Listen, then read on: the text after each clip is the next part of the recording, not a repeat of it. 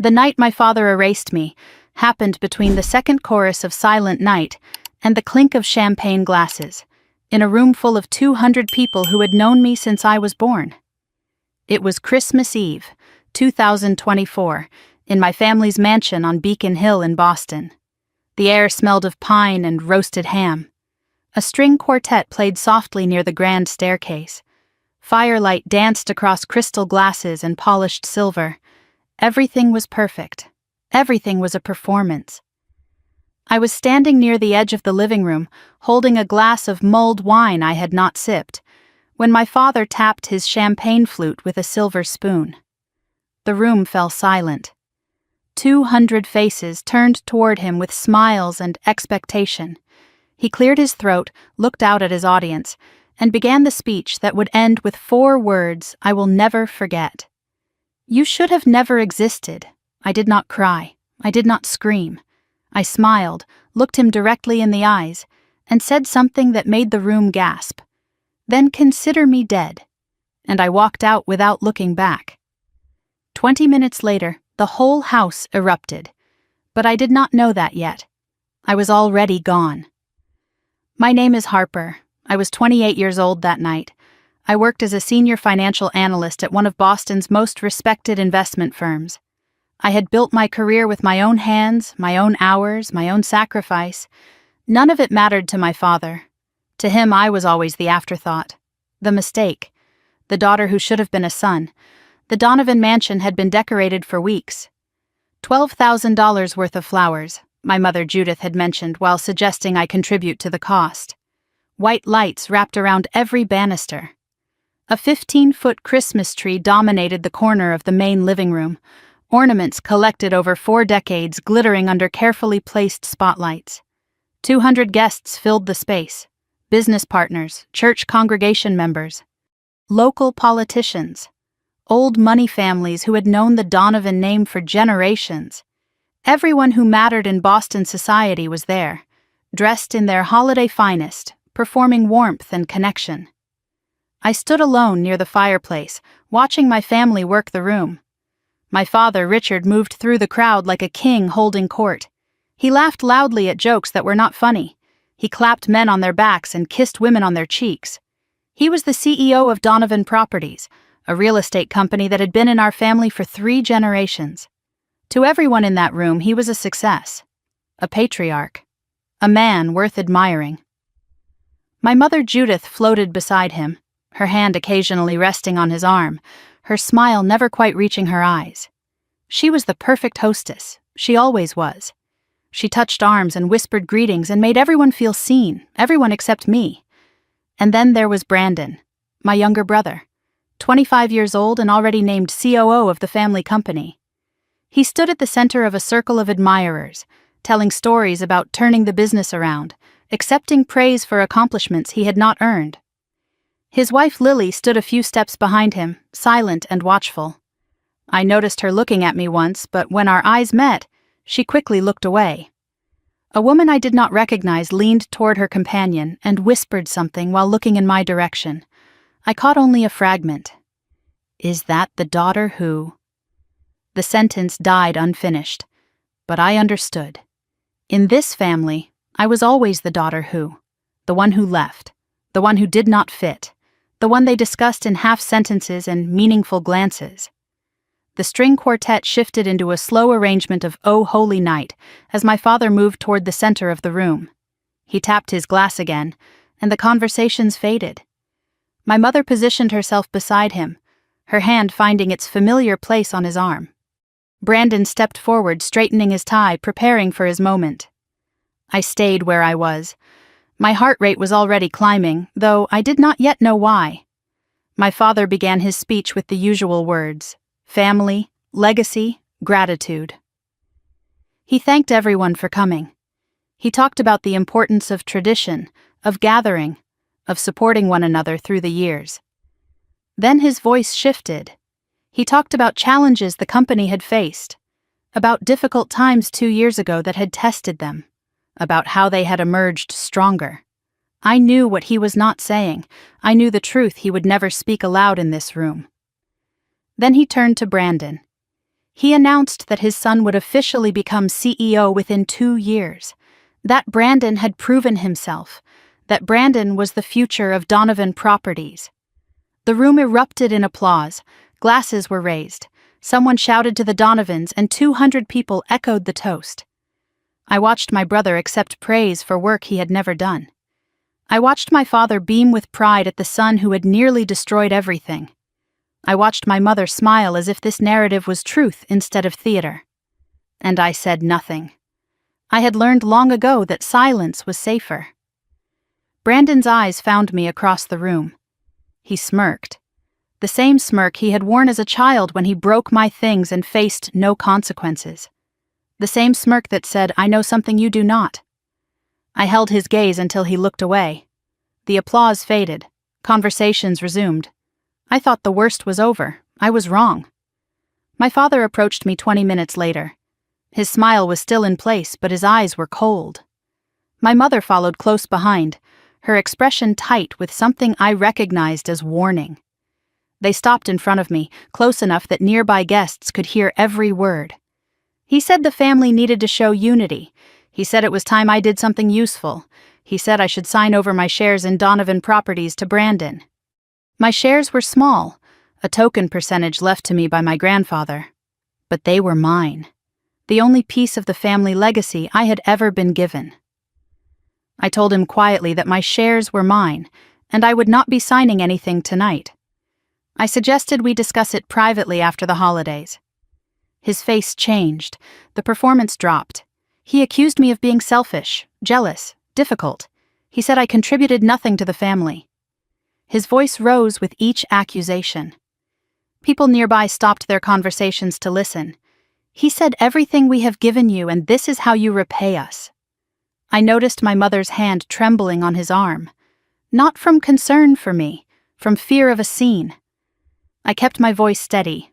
I said no. 3 letters. 1 word. Final. That was when he said it. His face twisted with something I had seen glimpses of my whole life, but never so naked, so public. He looked at me like I was not his daughter but an obstacle, a problem to be eliminated. And he said the words that changed everything. "You should have never existed. This family would have been better off without you." The room went silent. The string quartet stopped mid-note. A woman near the fireplace gasped.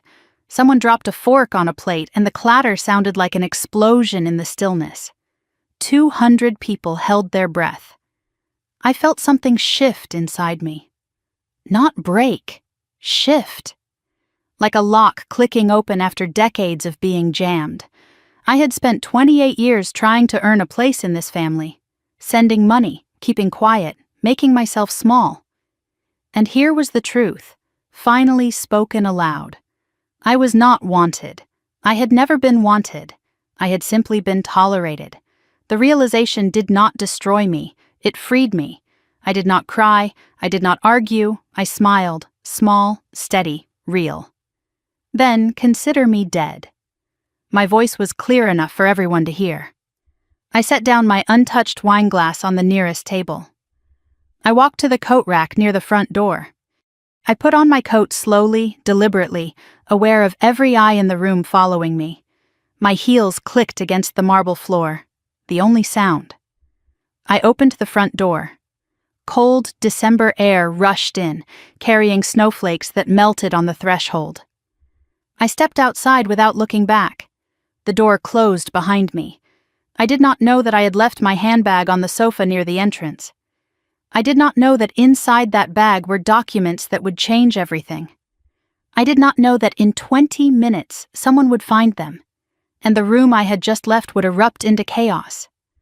I only knew one thing as I walked toward my car, snow falling gently on my shoulders, the sounds of the party muffled behind me. I was finally free, and freedom, I would soon learn, has a price. One my family was about to pay. I learned what happened next from Lily. Weeks later, over coffee in a quiet corner of a Back Bay cafe, she told me everything.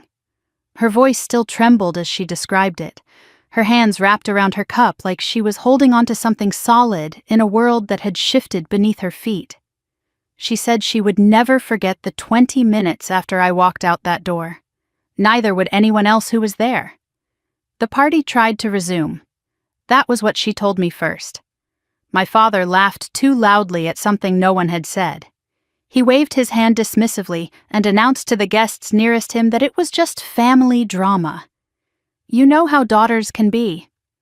Some people laughed nervously, others exchanged glances that said more than words ever could.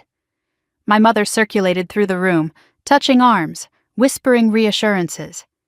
She has been under so much stress lately. The holidays are difficult for her, excuses wrapped in concern, designed to rewrite what 200 people had just witnessed. Brandon stood near the bar, drinking whiskey faster than he should have.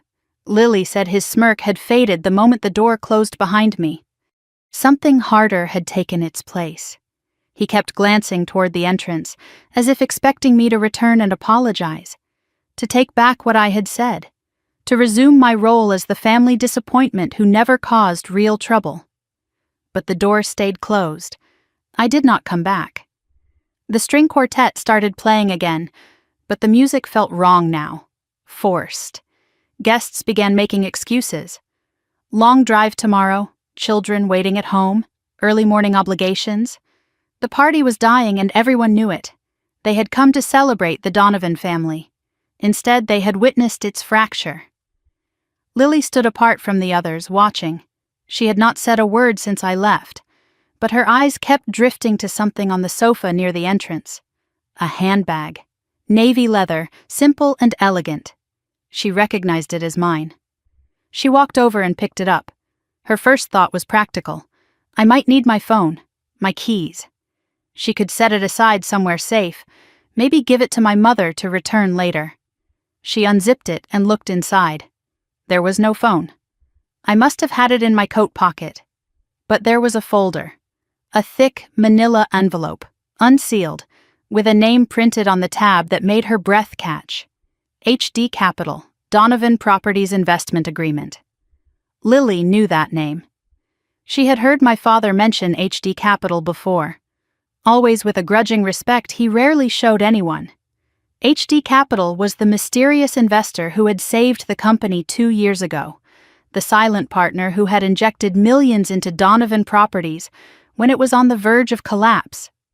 My father spoke of HD Capital like a savior. Brandon always changed the subject whenever the name came up. Lily knew she should close the folder. She knew she should hand it to my father and walk away. But something stopped her. Something in the way I had walked out of that room. The calm in my voice when I said, "Consider me dead." The way I had not looked back. She pulled out the first page. The document was dense with legal language, but the key details were clear. Investment agreement between HD Capital LLC and Donovan Properties Incorporated. Investment amount $2.3 million.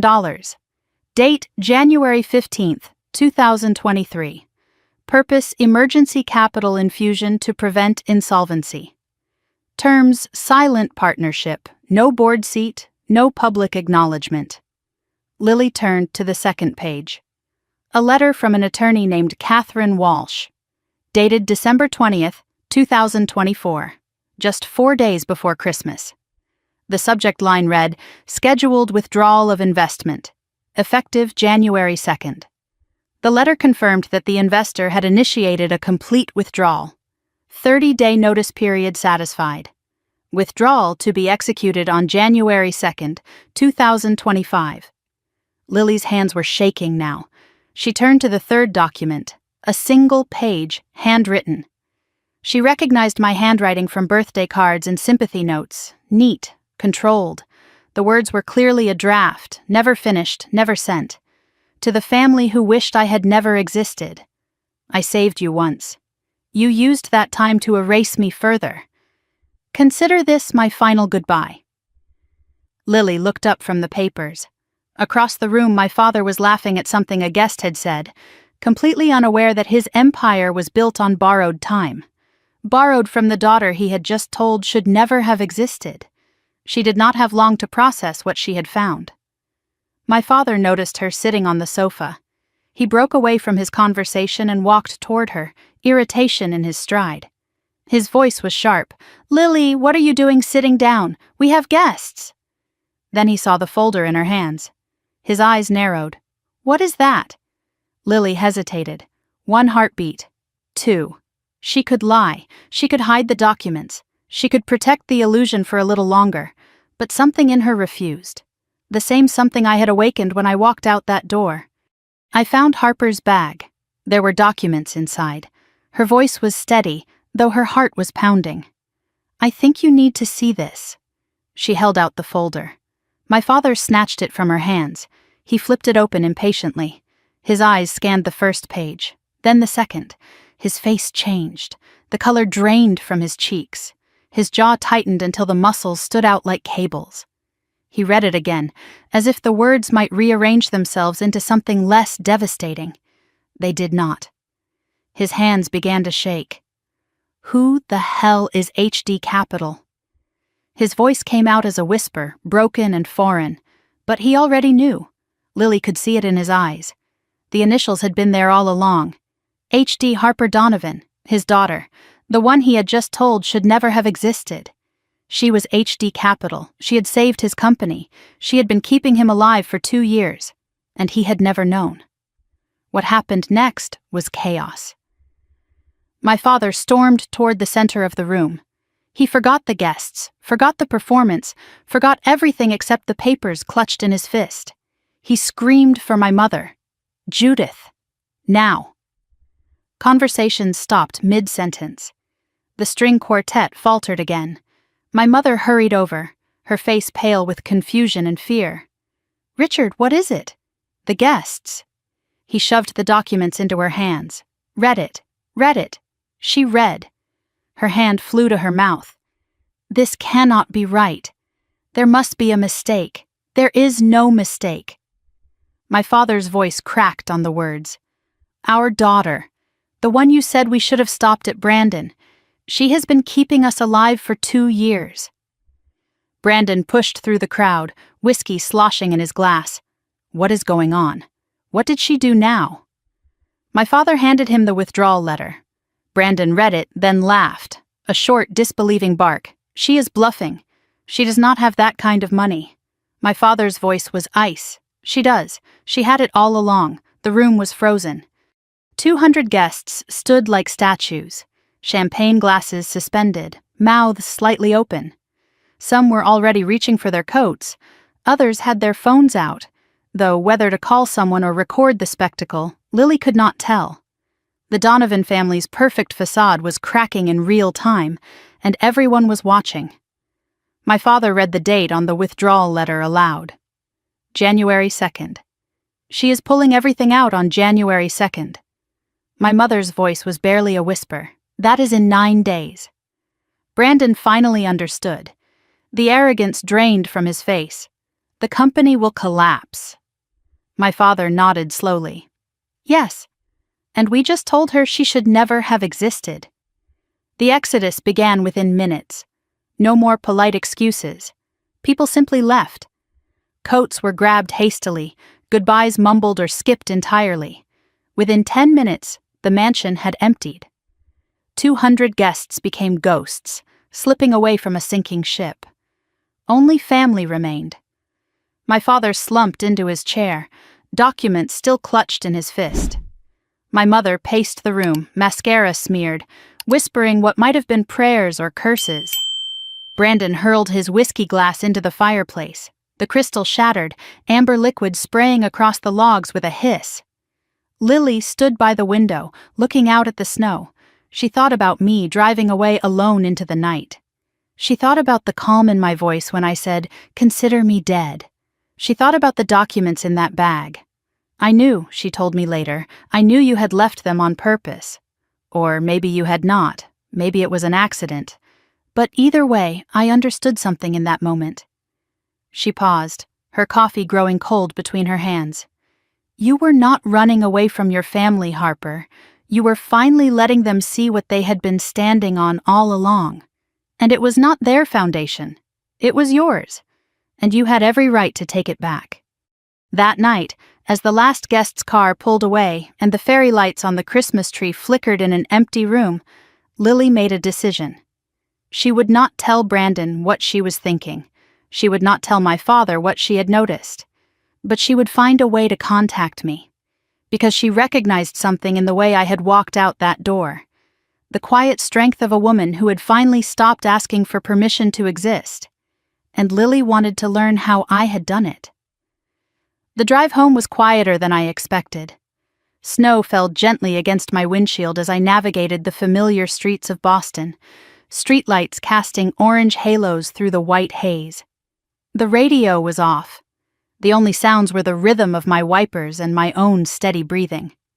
I kept waiting for the panic to arrive, the tears, the regret, the desperate urge to turn around and apologize for causing a scene.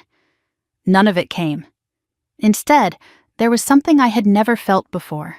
A deep, settling quiet, like a storm that had finally passed after raging for 28 years.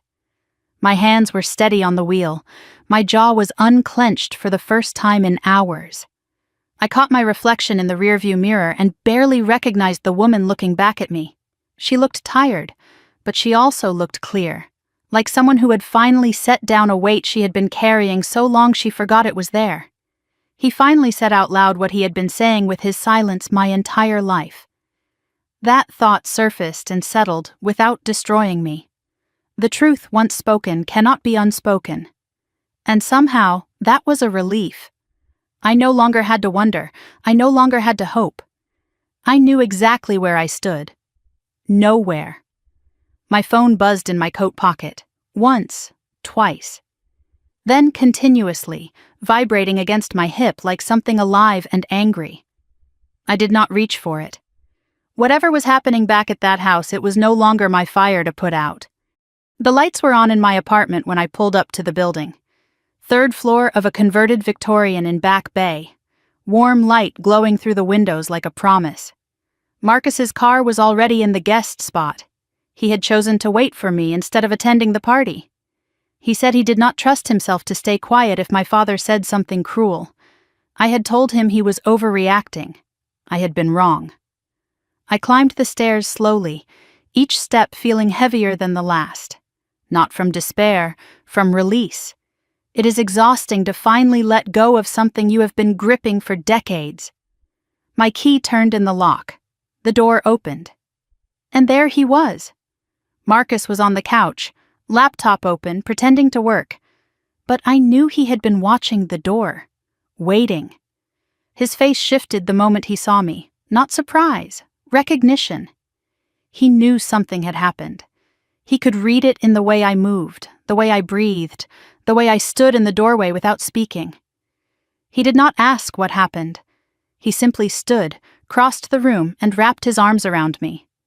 He held me in silence for a long moment, his heartbeat steady against my cheek, his warmth seeping through my coat. Then, softly, he said I made tea. It is still warm. I leaned into him and let myself be held. I breathed, really breathed. For the first time that night. Then I pulled back and looked at his face. His eyes searched mine, looking for cracks. He found none. And I could see that worried him more than tears would have.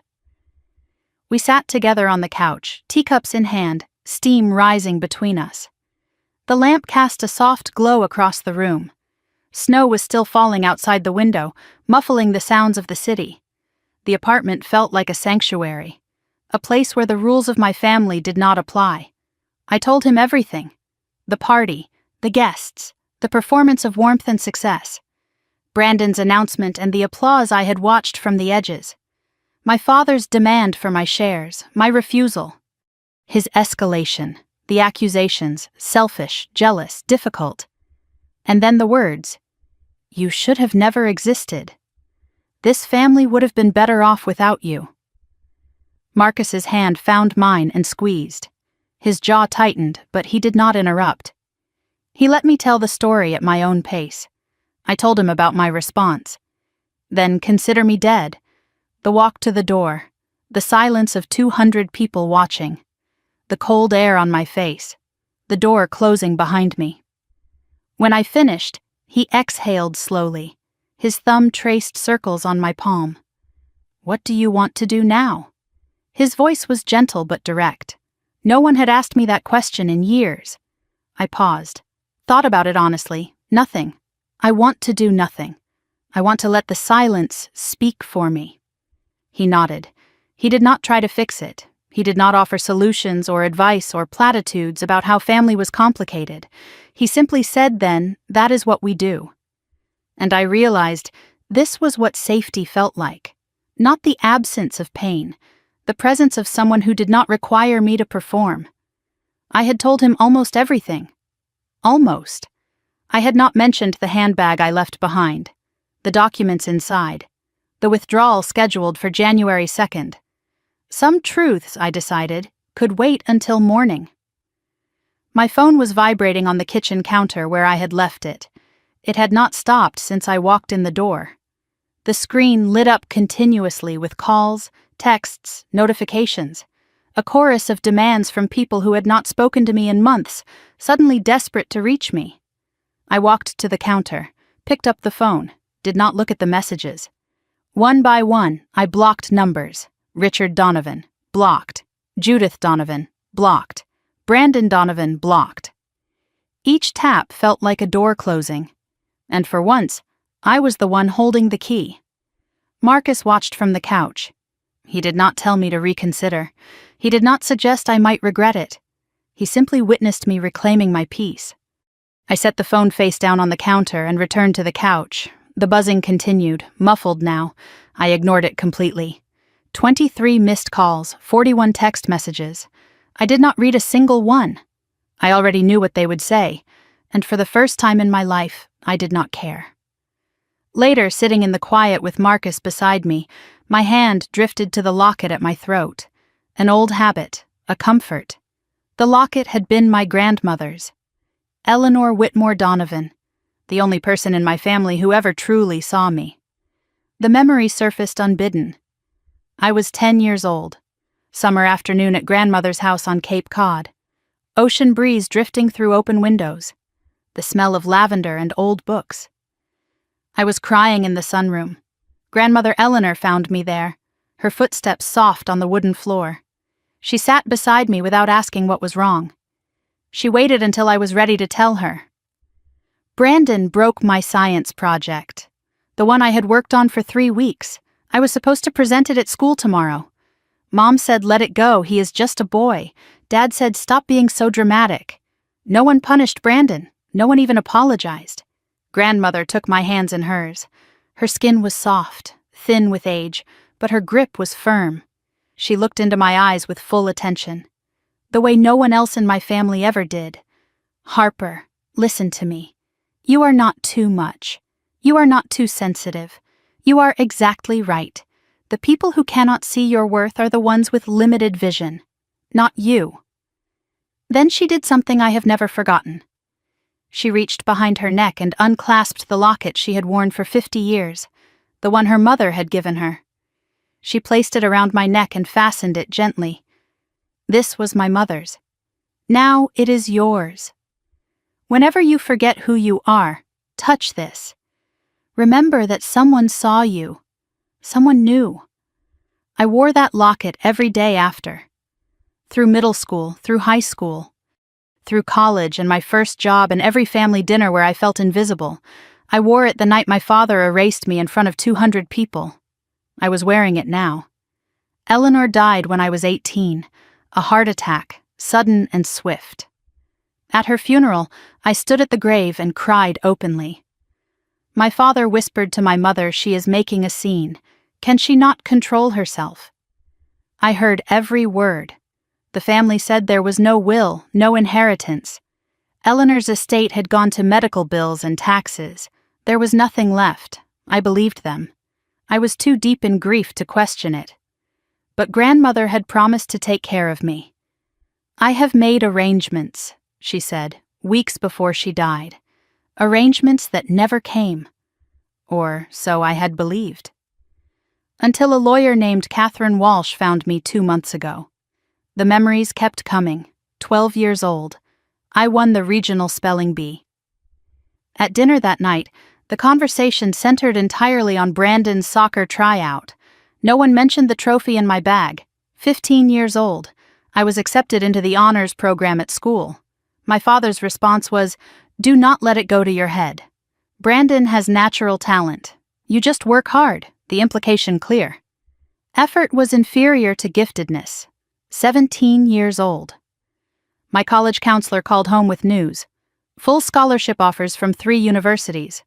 My mother's response was, "We need to focus on Brandon's applications. He needs more help than you do." I applied alone, accepted alone, packed alone, 18 years old, grandmother's funeral. The only one who ever saw me, gone. Every milestone erased, every achievement minimized, every tear criticized. I spent 18 years learning one lesson. I did not matter. It took another 10 years to unlearn it. I opened my eyes. Marcus was watching me quietly. I had been silent for several minutes, lost in memory. I did not explain where I had gone. I did not need to. He knew enough. He saw enough. "Are you okay?" His voice was soft. A simple question. Everyone asks it. But Marcus meant it differently. He wanted the real answer. I thought about it. I did not perform. I did not deflect. For the first time, I said slowly, "Yes, I think I am." He pulled me closer. His arms wrapped around me like a promise. He said out loud what I always knew he felt. And instead of destroying me, it set me free. I spent 28 years trying to earn a place that was never offered. Tonight, I stopped trying. Marcus pressed his lips to my hair. Then tonight is the beginning, not the end. I rested my head on his shoulder. Snow continued falling outside. The phone had finally gone silent. Perhaps they had given up. Perhaps the battery had died. I did not check. I closed my eyes, grandmother's locket warm against my chest. I had walked into that party as the daughter who was never enough. I walked out as a woman who finally knew her own worth. The family I was born into had rejected me. But sitting here, in the warmth of a home I had built myself, beside a man who chose me without conditions, I understood something my father never would. Family is not blood. Family is who stays when staying is a choice. And Marcus had chosen to stay. Christmas morning arrived without fanfare. I woke before dawn in my quiet apartment. Gray winter light filtering through the curtains.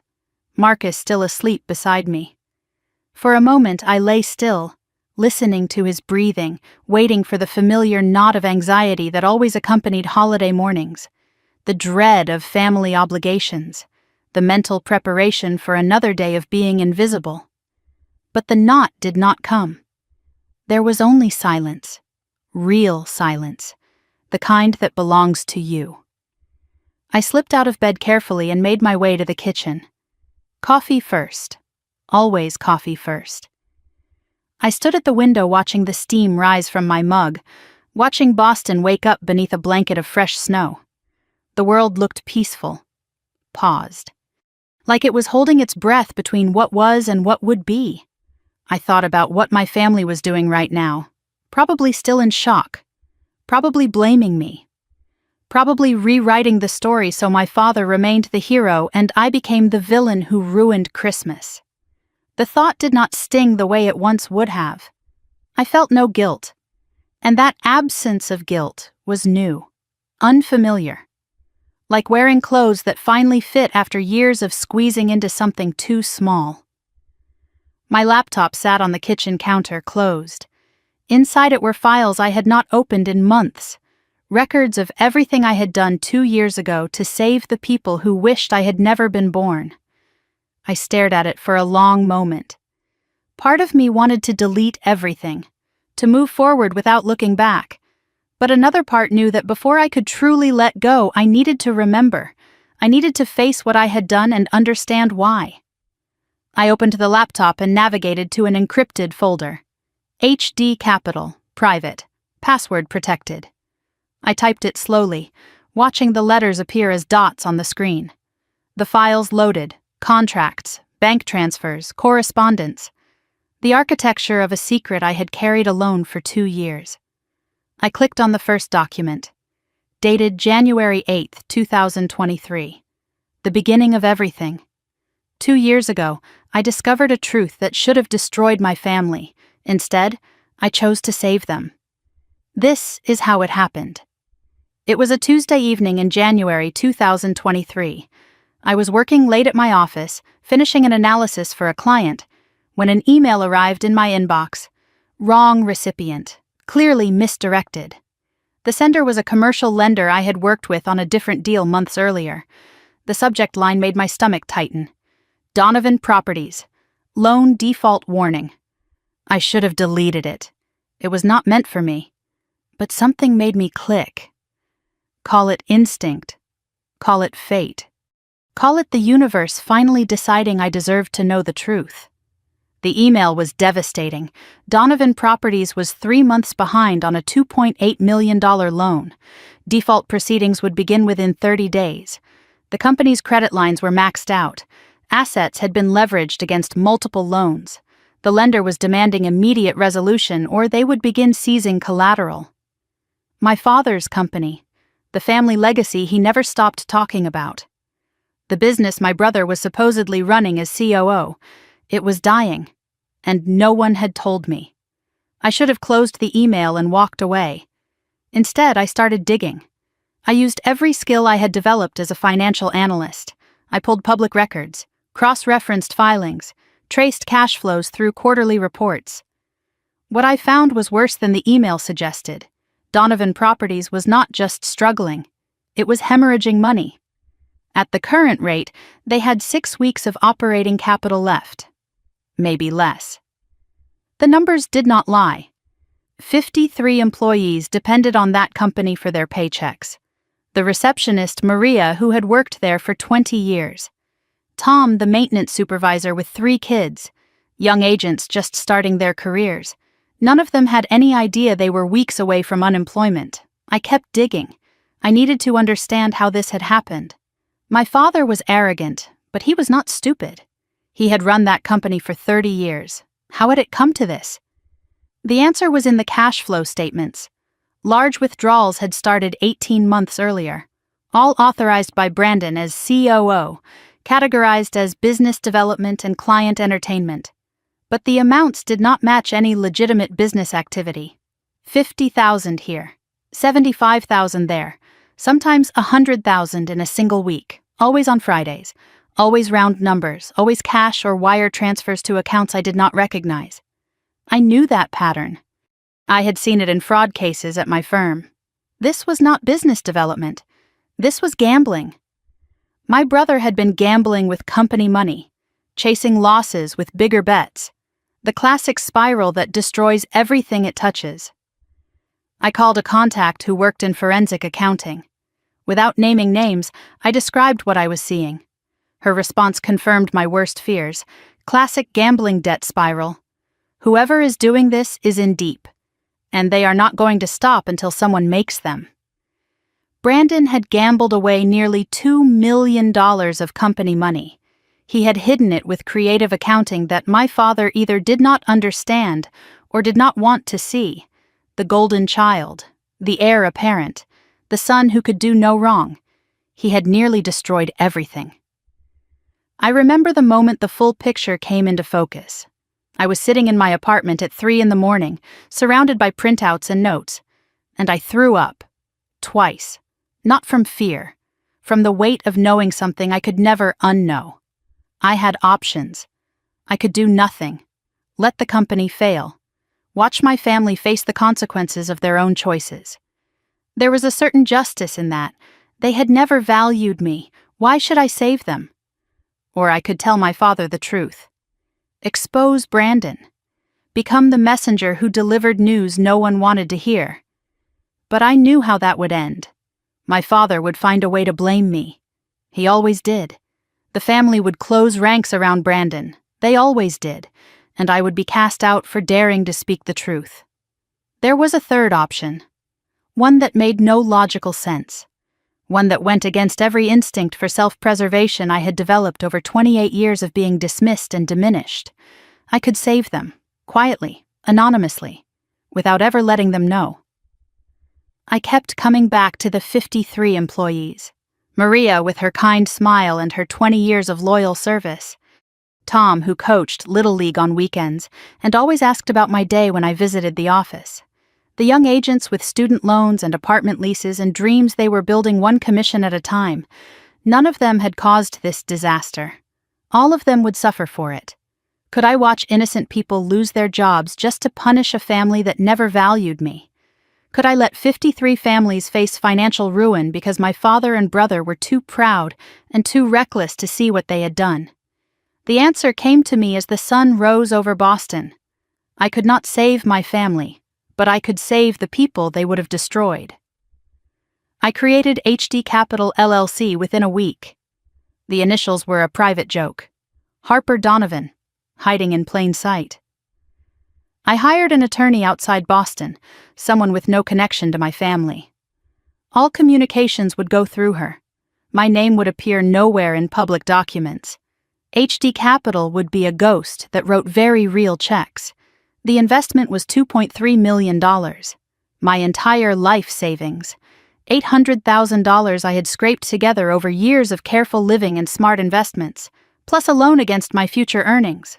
$1.5 million that I would spend a decade paying back. I did it anyway. I insisted on specific terms. No board seat. No public acknowledgement. But one clause was non-negotiable. Full withdrawal rights with 30 days' notice. My attorney asked why. I told her it was insurance, in case they proved me right about them. The wire transfer went through on February 1st, 2023. $2.3 million.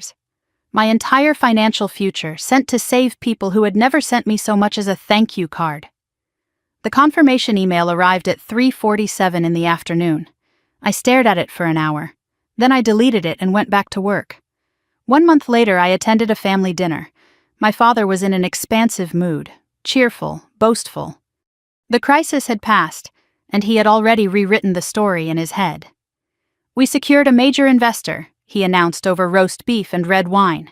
HD Capital. Very private, very serious money. I always knew the company was solid, just needed the right people to see it. Brandon raised his glass, relief barely hidden beneath his smirk. My mother smiled and nodded. The golden child had been saved, and no one needed to know how close he had come to destroying everything. I sat at the table and ate quietly. Brandon talked about his turnaround strategy. My father praised his steady hand during tough times. Not once did either of them look at me. Not once did anyone mention the near collapse or ask how close they had come to losing everything. They toasted Brandon that night. They called him a hero. I smiled and said nothing, the taste of sacrifice bitter on my tongue. I had saved them all, and they had thanked my brother. That was the night I understood. Gratitude would never come from this family. Only the truth could set me free. And the truth had a deadline. I closed the laptop as Marcus appeared in the kitchen doorway, sleepy-eyed and rumpled. He walked over and wrapped his arms around me from behind, kissed my hair. "You are up early. Old habits." He saw the laptop, the encrypted folder still visible on the screen. He knew about HD Capital. I had told him 6 months ago. He was the only person in the world who knew the full truth. "Having second thoughts?" he asked. I closed the laptop gently. "No, I gave them 2 years. They used that time to tell me I should never have existed." I paused, feeling the weight of my own words. January 2nd is not revenge. It is just the end of pretending. Marcus nodded. He understood. He always did. I had carried this secret for 2 years. The weight of saving people who despised me. The silence of sacrifice without acknowledgement. Now that silence was about to break. And Harper Donovan, the girl who was never enough, was finally ready to let the truth speak. The day after Christmas arrived with a stillness I had never known.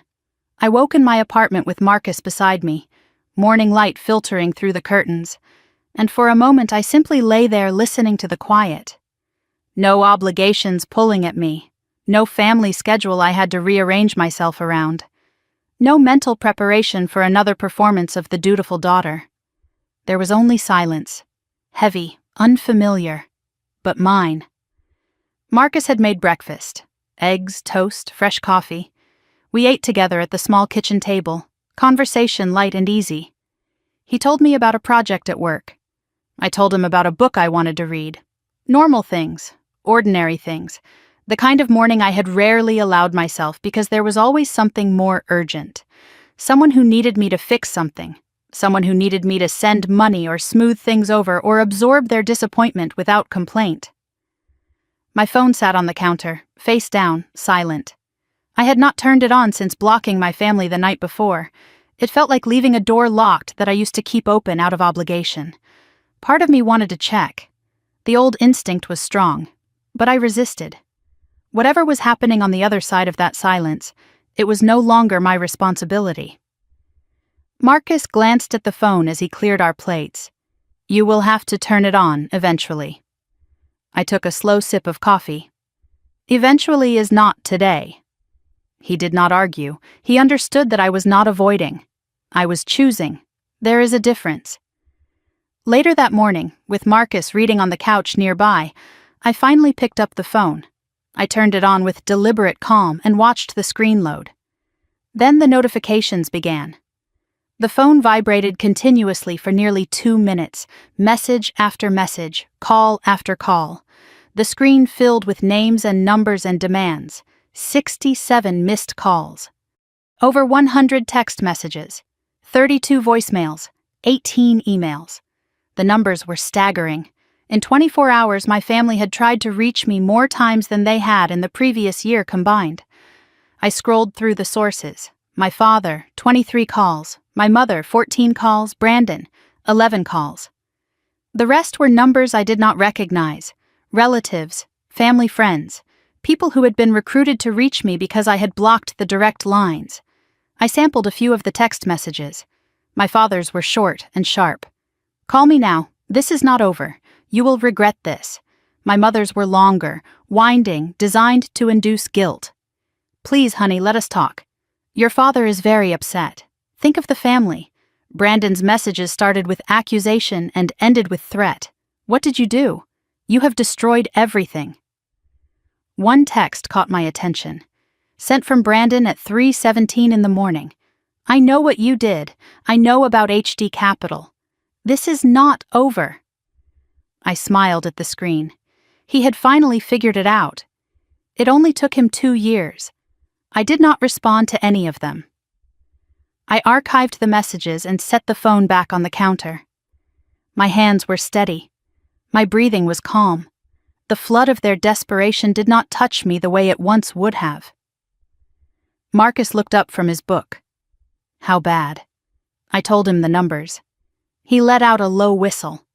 Then he asked the only question that mattered. "How do you feel?" I considered it honestly. "Clear. I feel clear." I decided to listen to the voicemails. Not to torture myself. To document. If this escalated further, I might need evidence. I put in my earbuds and pressed play. My father's first message was barely contained rage. Recorded at 11:47 on Christmas Eve, less than an hour after I left. "You think you can just walk out? You think this is over? Call me back. Now."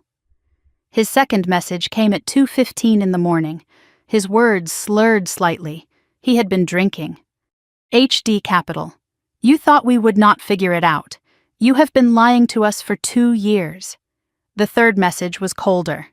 "Calculated. Recorded at 9:30 Christmas morning. My lawyers will be in touch. You cannot withdraw that investment. There are contracts. There are consequences." My mother's voicemail was a masterpiece of manipulation. She cried throughout. "I do not understand why you are doing this to us. After everything we have given you. Please, Harper, do not destroy this family." Brandon's message was pure venom, recorded late on Christmas night. "You think you are so smart. You think you have won something. I will make sure everyone knows what kind of person you really are." I listened to each one without flinching. I saved them to a secure folder. Evidence. Then I noticed something that confirmed everything I already knew. Not one voicemail contained an apology. Not one acknowledged what my father had said to me at the party. They were angry about the money. They were angry about the exposure. They were angry about the embarrassment. But not one of them was sorry for erasing me. I went to work that afternoon. The office was quiet. Skeleton staff between the holidays. But the normalcy felt grounding. At my desk, I was not the daughter who had been publicly disowned. I was Harper Donovan, senior financial analyst, someone competent, someone respected, someone who belonged. I reviewed client portfolios, answered emails, drafted a report I had been postponing. For a few hours, I existed outside the chaos of my family. It felt like breathing after being underwater. My desk phone rang at 2:15. Internal call. I answered without thinking. Harper Donovan, this is reception. There is a woman here asking for you. She says her name is Lily. Lily Donovan. I froze. My brother's wife. Here, at my office. I will be right down. The walk to the lobby felt longer than usual. I did not know what to expect. Lily and I had never been close. She had always seemed like an extension of Brandon, another member of the family who looked through me at gatherings. But when I saw her standing near the window, she looked different. No designer dress, no perfect makeup, just jeans and a sweater and a coat clutched in her hands like a lifeline. Dark circles under her eyes. She looked smaller than I remembered, and scared. Lily, I did not expect to see you here. I know. I am sorry for showing up like this. I did not know how else to reach you. You could have called. She shook her head, and something in her eyes made me go still. Brandon monitors my phone. That statement landed like a stone in water, ripples spreading outward. I had suspected Brandon was controlling, but hearing it confirmed shifted something in my understanding. Let us go somewhere we can talk. I led her to a small conference room and closed the door. We faced each other across a narrow table. Two women connected by a family that had damaged them both. I found your bag, Lily said. I was the one who opened it. She paused, swallowing hard. I am sorry. I should have just set it aside. But I saw the name HD Capital, and I had to know. Why? Because I have been watching this family lie for 3 years, and I needed to know if someone else saw it too. I studied her face, the trembling in her hands, the way she held herself like someone expecting to be struck. I recognized that posture. I had worn it myself for most of my life. Lily, why are you really here? She took a breath. The words came slowly at first, then faster, like water breaking through a dam. She told me she had married Brandon 3 years ago. At first he was charming, attentive, generous. Then the control started, slowly, gradually. He monitored her phone, her emails, her credit cards. He did not hit her. He hit walls. He threw things. He told her she was lucky he tolerated her. His family knew. They pretended they did not. I stayed because I thought it would get better, she said. I thought I could fix it. My family is in California. I have no one here. And I was ashamed. I did not want anyone to know I had made such a mistake. I listened without interrupting. I did not offer pity. I could see she did not want pity. She wanted to be heard. When your father said those words to you at the party, something broke in me. She met my eyes. I watched you walk out without looking back. And I thought she did it. She actually left. If you could do it, maybe I could too. I felt something shift between us. Not friendship exactly, recognition. We were both survivors of the same wreckage. I am not asking you to forgive them, Lily continued. I am not asking you to come back. I just wanted you to know that I see what they are. I have seen it for years, and I wanted to warn you. Warn me about what? Richard is planning something. Her voice dropped. He called his lawyer at midnight on Christmas. I heard him say your name like it was poison. He said something about making sure she cannot withdraw. I do not know exactly what it means, but I thought you should know. Thank you, I said, for telling me, for coming here. Her eyes glistened. "You are not alone anymore. And you do not have to go back to that house tonight." She looked at me like I had offered her water in a desert. No one had ever said that to her before. I could see it in her face. I gave her my personal email before she left, a safe way to communicate, away from Brandon's surveillance. She hugged me at the elevator, quick and fierce, then disappeared into the December afternoon. I returned to my desk and checked my work email. A new message had arrived while I was with Lily, from Morrison and Associates, attorneys at law. Subject line, cease and desist. HD Capital Investment withdrawal. Sent at 5:01 in the afternoon. They had been waiting. The email was formal, dense with legal language. It claimed my withdrawal constituted breach of fiduciary duty. It claimed irreparable harm to Donovan Properties. It demanded immediate halt to withdrawal proceedings. It threatened litigation if I proceeded. I read it twice. My jaw tightened, but my hand stayed steady. I recognized the tactic. Intimidation disguised as law. But I knew my contract was airtight. Catherine Walsh had made sure of that. The 30-day notice was properly given. There was no breach, no fiduciary duty, no legitimate claim. This letter was a bluff. I forwarded the email to Catherine with a single line. "They have made their move." Her response came within minutes. "This is exactly what I predicted. They will try to scare you.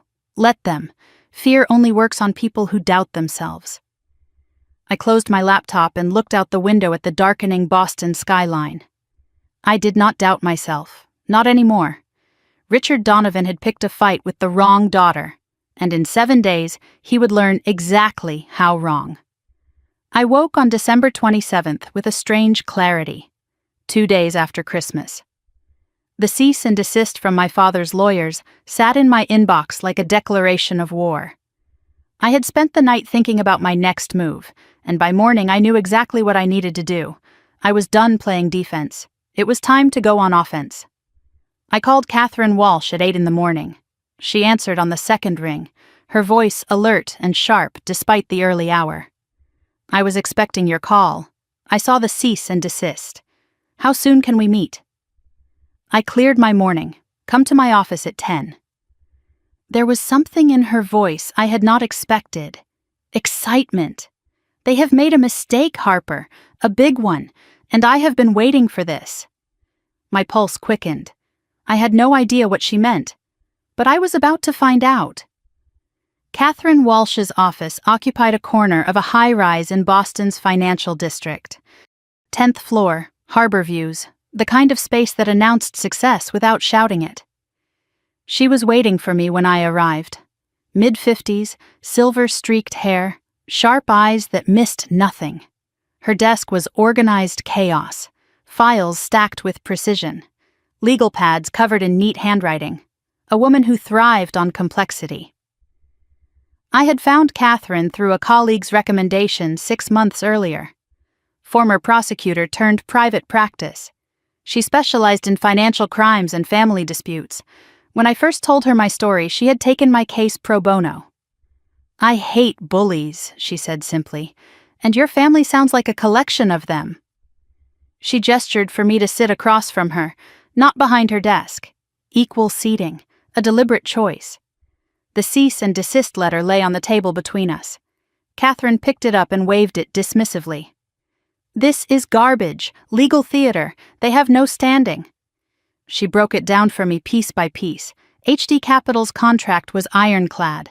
The 30-day notice had been properly executed. Breach of fiduciary duty did not apply because I was an investor, not a fiduciary. My father's lawyers were bluffing, hoping I would blink, hoping I was still the compliant daughter who backed down at the first sign of conflict. "We do not respond to this letter," Catherine said. "We do not engage with their narrative. Instead, we go on offense." "What do you mean?" She leaned forward, eyes sharp with something that looked like anticipation. She opened a drawer and pulled out a thick manila folder. The tab read, "Eleanor Whitmore Donovan. Testamentary Trust." I stopped breathing. Eleanor Whitmore. Donovan, my grandmother's full name. Before we talk about HD Capital, Catherine said, we need to talk about your inheritance. The folder felt heavy in my hands when she slid it across the desk. I opened it slowly, not sure what I was about to find. The first document was dense with legal language, but the key details were clear. Eleanor Whitmore, Donovan Living Trust. Dated March 2014. Trust amount $800,000. Beneficiary Harper Elizabeth Donovan. Trustee Richard Allen Donovan. Distribution date upon beneficiary's 21st birthday. I did the math in my head. My grandmother created this trust in 2014. She died in 2015. I turned 21 in 2017. That was 7 years ago. The trust should have been distributed 7 years ago. It never was. I do not understand. My voice came out barely above a whisper. My father said there was no inheritance. He said grandmother's estate went to medical bills and taxes. He said there was nothing left. Catherine's expression hardened. He lied. The trust was separate from the estate. As trustee, he had a legal obligation to inform you and distribute the funds on your 21st birthday. He did neither. She let that sink in before continuing. Harper, this is fraud. This is theft. This is potentially criminal. I stared at the number on the document. $800,000. With 7 years of interest, Catherine explained, the current value was approximately $920,000. I thought about my student loans. $42,000 I had paid off by myself, pinching pennies, skipping vacations, saying no to everything that was not essential. I thought about the loan I took to save my father's company. $1.5 million I would spend a decade repaying. I thought about every Christmas I had struggled to afford gifts for a family that wished I had never existed, and all along my father had been sitting on nearly $1 million that belonged to me. Catherine pulled more documents from the folder. She explained how she had found the trust. When I first mentioned my grandmother Eleanor in our initial meeting, Catherine had done routine due diligence. She discovered the trust in probate records. My father had filed it with the court, but never executed the distribution. For 7 years, he had signed annual trustee reports claiming pending distribution. For 7 years, he lied to the court. There was more. Eleanor had included a letter with the trust documents. Catherine handed it to me carefully, like she understood what it would mean. I recognized the handwriting instantly. The same loops and curves I remembered from birthday cards when I was a child. From notes tucked into my suitcase when I left for college. From the last letter she ever sent me, 2 weeks before she died. My dearest Harper, my phoenix. If you are reading this, you have found someone worthy of your heart. You have survived whatever storms came. You have built a life of your own. Wear this bracelet as my blessing. Know that I am with you. You were never too much.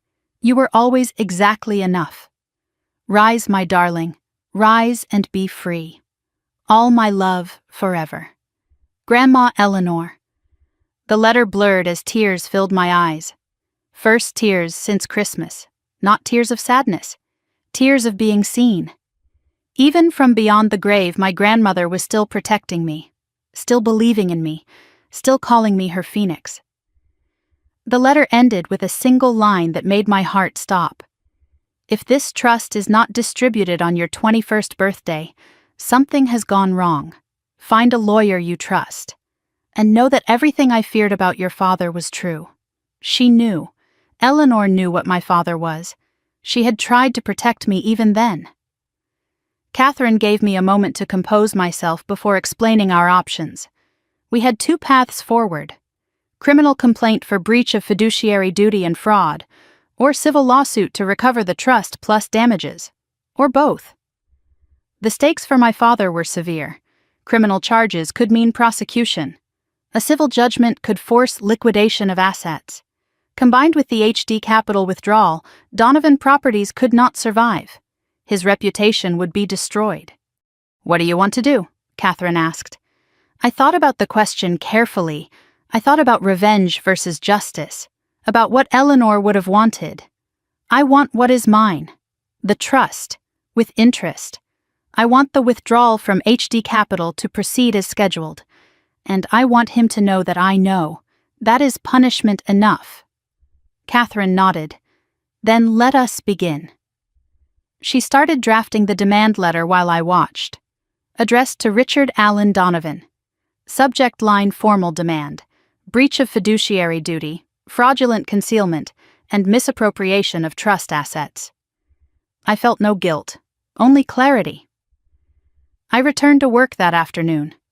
Wellington Partners was quiet between the holidays, but something felt different the moment I walked in. Colleagues glanced at me, then looked away. Conversations stopped when I passed. The receptionist's smile seemed strained. My instincts flared. I knew this feeling. Something had happened. My boss appeared at my desk within the hour. David Patterson. Distinguished, gray-haired, the kind of man who had seen everything in 40 years of finance. He asked if he could see me in his office. His tone was careful, neutral, the tone people use for difficult conversations. His office door closed behind me. He did not sit behind his desk. He sat beside me. Harper, I need to ask you something directly. Have you had a mental health crisis recently? The question hit like cold water. Patterson explained. Someone had called the firm's human resources department. Anonymous tip. The caller claimed I was unstable and potentially dangerous. They suggested the firm verify my mental fitness. The call came from a Boston area code. I kept my voice steady. Mr. Patterson, I have never had a mental health crisis. My family is attempting to discredit me because of a financial dispute.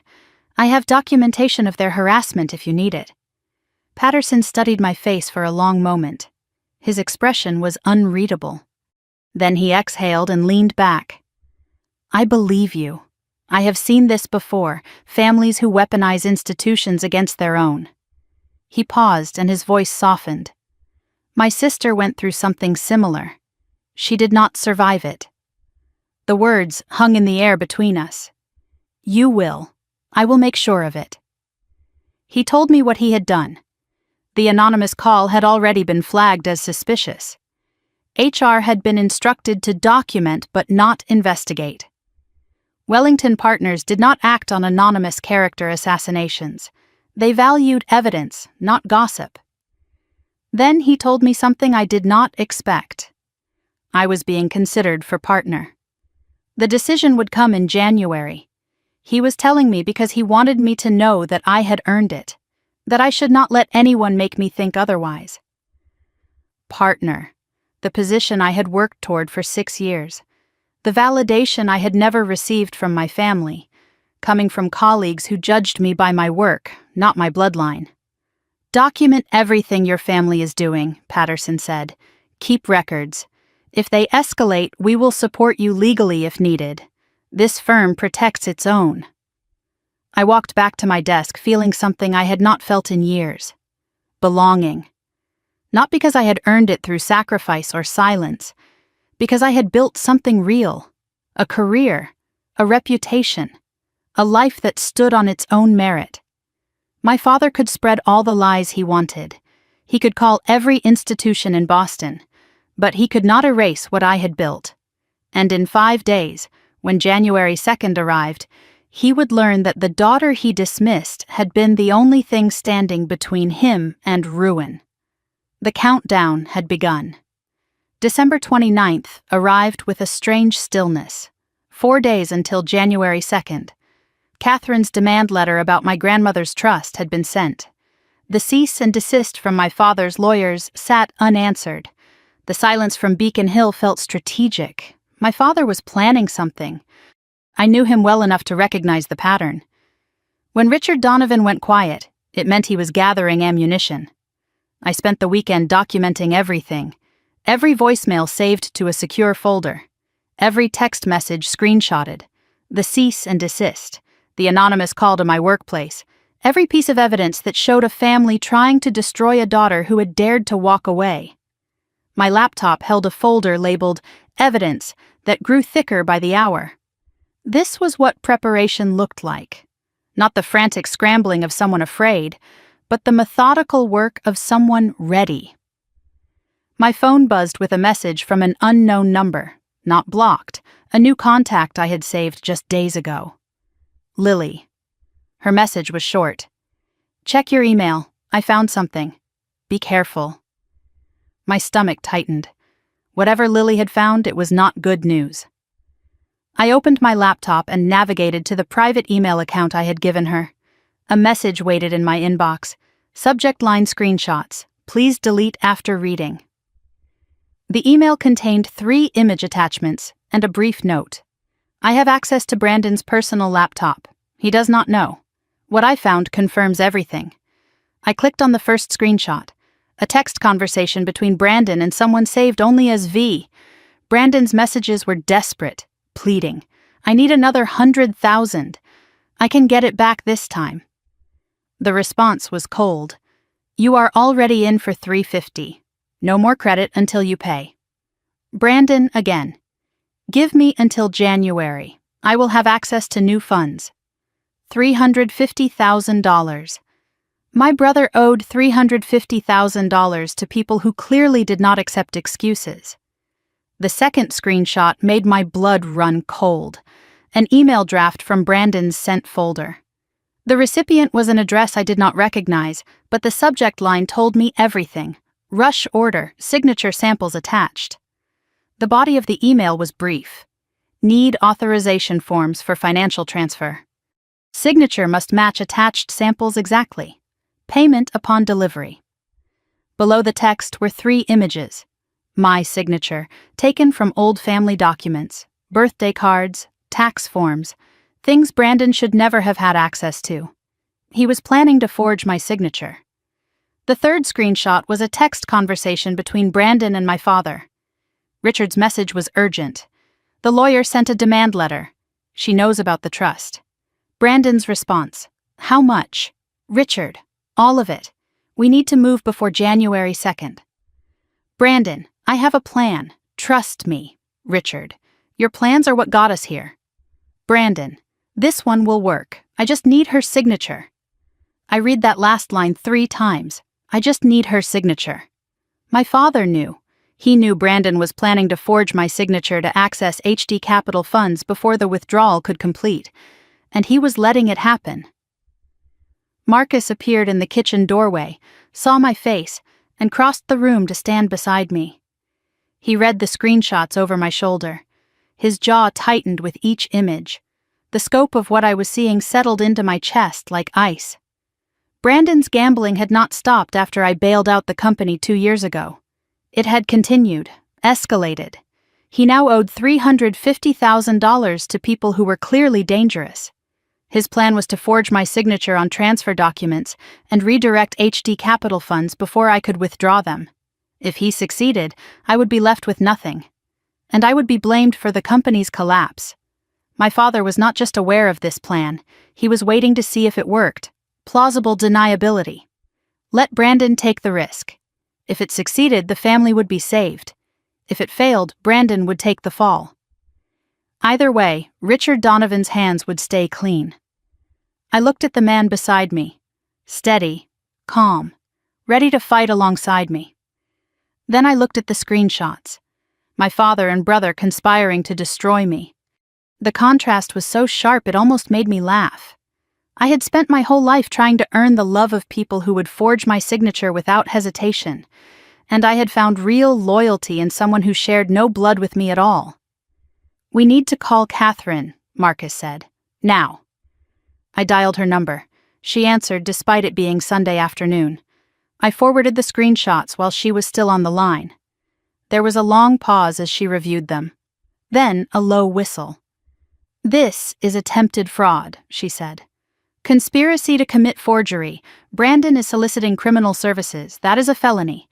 And your father's texts show foreknowledge. He is an accessory. Harper, this changes everything. She outlined our options. Report to law enforcement immediately. Send a formal warning and give them a chance to cease. Or wait, gather more evidence and build a stronger case. Catherine recommended the second option with documentation ready for the first. I did not want to send my brother to prison. Despite everything, I did not want that. I wanted him to stop. I wanted them all to understand that I was not defenseless. Not anymore. Send the warning, I told Catherine. But keep the evidence ready. If they do not stop, we go to the authorities. Catherine paused before hanging up. I have to ask, why warn them? You have enough to put Brandon in handcuffs tonight. Because I want them to choose. They can stop now or they can keep going and face consequences. I want to know which kind of people they really are. Her voice softened. I think you already know. She was right. I did. But some part of me still hoped I was wrong. The warning letter went out on Monday morning. December 30th. Addressed to Brandon Donovan. It stated that any attempt to forge my signature or access my accounts would result in immediate criminal prosecution. It referenced credible evidence of conspiracy without revealing Lily as the source. It warned that all HD Capital documents now required biometric verification. Any transfer would need my in-person authorization. The forgery plan was neutralized before it could execute. Copies went to my father and his lawyers. Lily texted me that afternoon with an update. Brandon is losing his mind. Threw his laptop against the wall. Richard locked himself in his study. Has not come out in hours. Your mother is on her third glass of wine. It is not even noon. They are scared. Really scared. I read her message and felt something unexpected. Nothing. No satisfaction, no guilt, no triumph. Just a hollow recognition that the people who raised me were strangers. They had always been strangers. I had just been too busy trying to earn their love to notice. That evening, Marcus suggested we go up to the rooftop. Our private escape. The top of our apartment building, accessible through a maintenance door that never locked properly. We had discovered it when we first moved in together and made it ours. Folding chairs, blankets, a thermos of hot cocoa. The city lights of Boston spread below us like scattered diamonds. We sat in silence at first, watching the sky. The air was cold, but clear. Stars visible despite the light pollution, a rare gift in the city.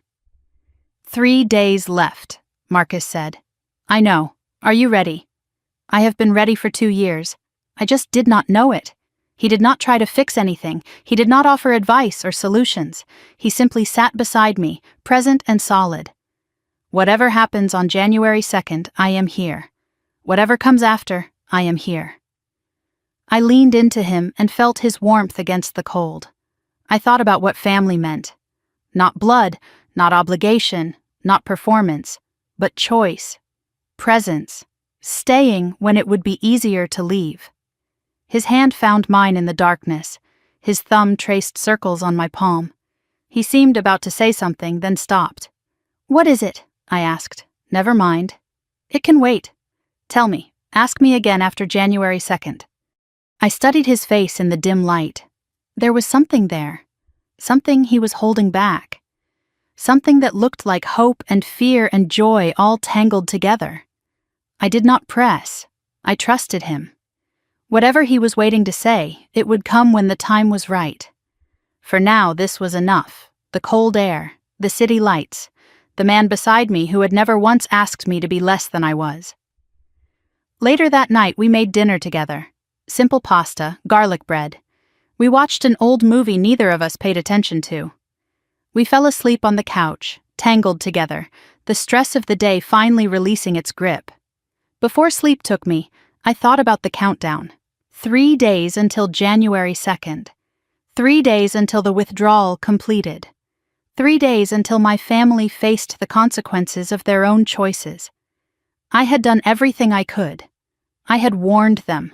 I had protected myself. I had prepared for battle. Now I waited. And waiting, I had learned, is its own kind of strength. The last thing I saw before my eyes closed was the calendar on the wall, January 2nd circled in red, Marcus's handwriting, not mine. He had marked it weeks ago, before Christmas, before any of this. At the time I thought it was about the withdrawal. Now I wondered if it meant something else entirely. But that was a question for another day. Tonight I would rest. Tomorrow the final battle would begin. New Year's Eve arrived with the weight of an ending and the promise of something new. December 31st, 2024. The last day of the year, 2 days until January 2nd. I woke with unusual clarity, no anxiety, no dread, just focus. Today I would confirm the final execution of the withdrawal. The paperwork was ready. The decision was made. There was nothing left to do but press the button. I stood at the window watching Boston wake up beneath a pale winter sky. People rushed along the sidewalks below, carrying champagne bottles and party supplies, preparing for celebrations that had nothing to do with me. Everyone was getting ready for new beginnings. I was preparing for an ending, not a sad ending, a necessary one. My phone buzzed with a calendar reminder I had set weeks ago. HD Capital, final confirmation. Below it, a second reminder I did not remember setting. Trust the process. Monsieur Marcus. He had been in my phone, leaving breadcrumbs of encouragement. I smiled, despite everything. In 48 hours, everything would change. But today, I had work to do. I called Catherine Walsh and connected to the HD Capital Financial Management Portal. The interface was clean and clinical, numbers and dates and legal language. Nothing about it suggested the magnitude of what I was about to do. Catherine's voice came through the speaker, steady and clear. Once you confirm today, the process becomes irreversible. The funds will transfer to your personal account on January 2nd. Donovan Properties will receive notification within the hour. And there is nothing they can do to stop it. Nothing legal. The contract is clear. The notice period is satisfied. I hovered my cursor over the button. Confirm final execution. I thought about the 53 employees who would lose their jobs when the company collapsed. But I had done my research. Most of the good ones had already been recruited by competitors. The talent would land on their feet. The company's death was not their fault, and it would not be their ruin. I clicked. The screen refreshed. Withdrawal confirmed. Execution date: January 2nd, 2025. Amount $2,300,000. It was done. Catherine's voice softened. How do you feel? I considered the question. I had expected relief or triumph or guilt. Instead, I felt something simpler. Completion. Like finishing a book I had been reading for far too long. I feel ready. Ready for whatever comes next. Across Boston, in a mansion in Beacon Hill, a notification was about to land like a bomb. I learned the details of what happened next through Lily's texts and later through news reports. My father was in his study that morning, nursing a whiskey despite the early hour. His laptop pinged with an email notification. From HD Capital Financial Services. Subject withdrawal confirmation. Execution confirmed. He opened it with trembling hands. Read it once, twice, 3 times. The words did not change. Withdrawal of $2,300,000 confirmed for January 2nd, 2025. He hurled his whiskey glass against the wall. Amber liquid and shattered crystal sprayed across the carpet. The panic that followed was almost comical in its desperation. He called his lawyer. No answer. Holiday hours. He called the bank. Skeleton staff. No one with authority to help. He called Brandon. Voicemail. Every door he tried was closed. My mother found him 20 minutes later, drawn by the sound of breaking glass. He showed her the email. Her hand flew to her mouth. Can we stop it? Can we do something? His answer was hollow. It is too late. She has won. He made one final call that morning. To the chairman of Donovan Properties Board of Directors. He requested an emergency meeting. Today. Now. The chairman protested. Richard, it is New Year's Eve. My father's response silenced him. If we do not meet today, there will not be a company to discuss tomorrow. The board meeting happened at 3 in the afternoon. 5 members on video call, faces arranged in boxes on a screen. My father sat alone at the head of an empty conference room. Brandon was absent. No one could reach him. The board members were annoyed at the holiday interruption, but their irritation turned to shock as my father began to speak. Our primary silent investor is pulling out, $2,300,000. A board member interrupted. Silent investor. You told us that was institutional money. I simplified the situation. Who is HD Capital? Silence. A long, terrible silence. HD Capital is my daughter, Harper. The video call went still. 5 faces frozen in disbelief. Your daughter invested $2,300,000 in this company. Yes. 2 years ago. When we were in trouble. What kind of trouble? My father had no choice but to tell them everything. The company had been insolvent in early 2023. Brandon's business development expenses were actually gambling losses. My investment had saved them from bankruptcy. No one on the board had known. My father had concealed it all. The reactions came fast and furious. You lied to us for 2 years. We have been operating on borrowed time. Why is she pulling out now? My father's answer was barely audible. Because I told her she should never have existed. The video call went silent.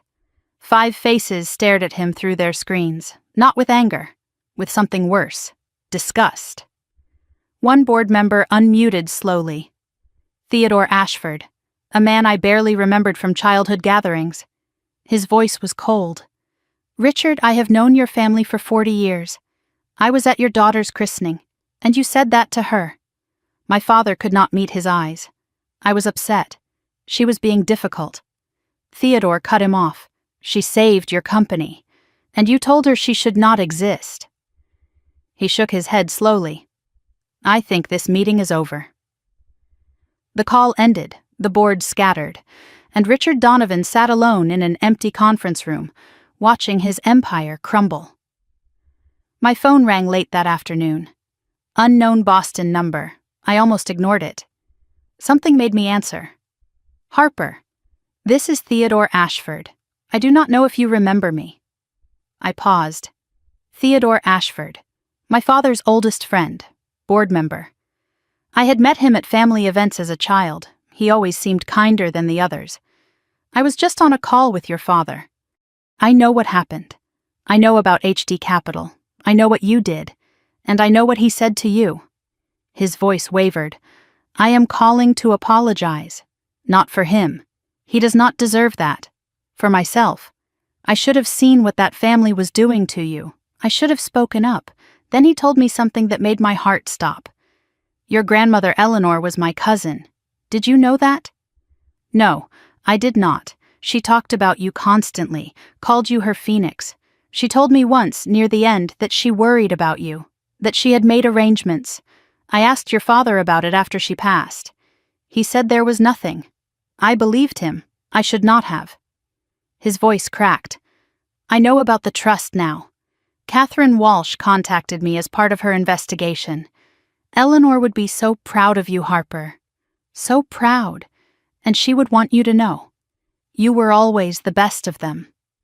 Happy New Year, Harper. I hope it is the beginning of everything you deserve. The line went quiet.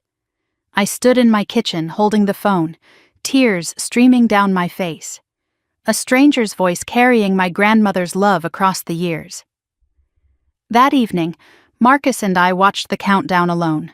Champagne in hand, city lights glittering through the window, fireworks beginning to burst over the harbor in the distance. He raised his glass. To endings that lead to beginnings. I raised mine. To truths that set us free. We clinked glasses as the city counted down. 10, 9, 8. Marcus pulled me close. 3, 2, 1.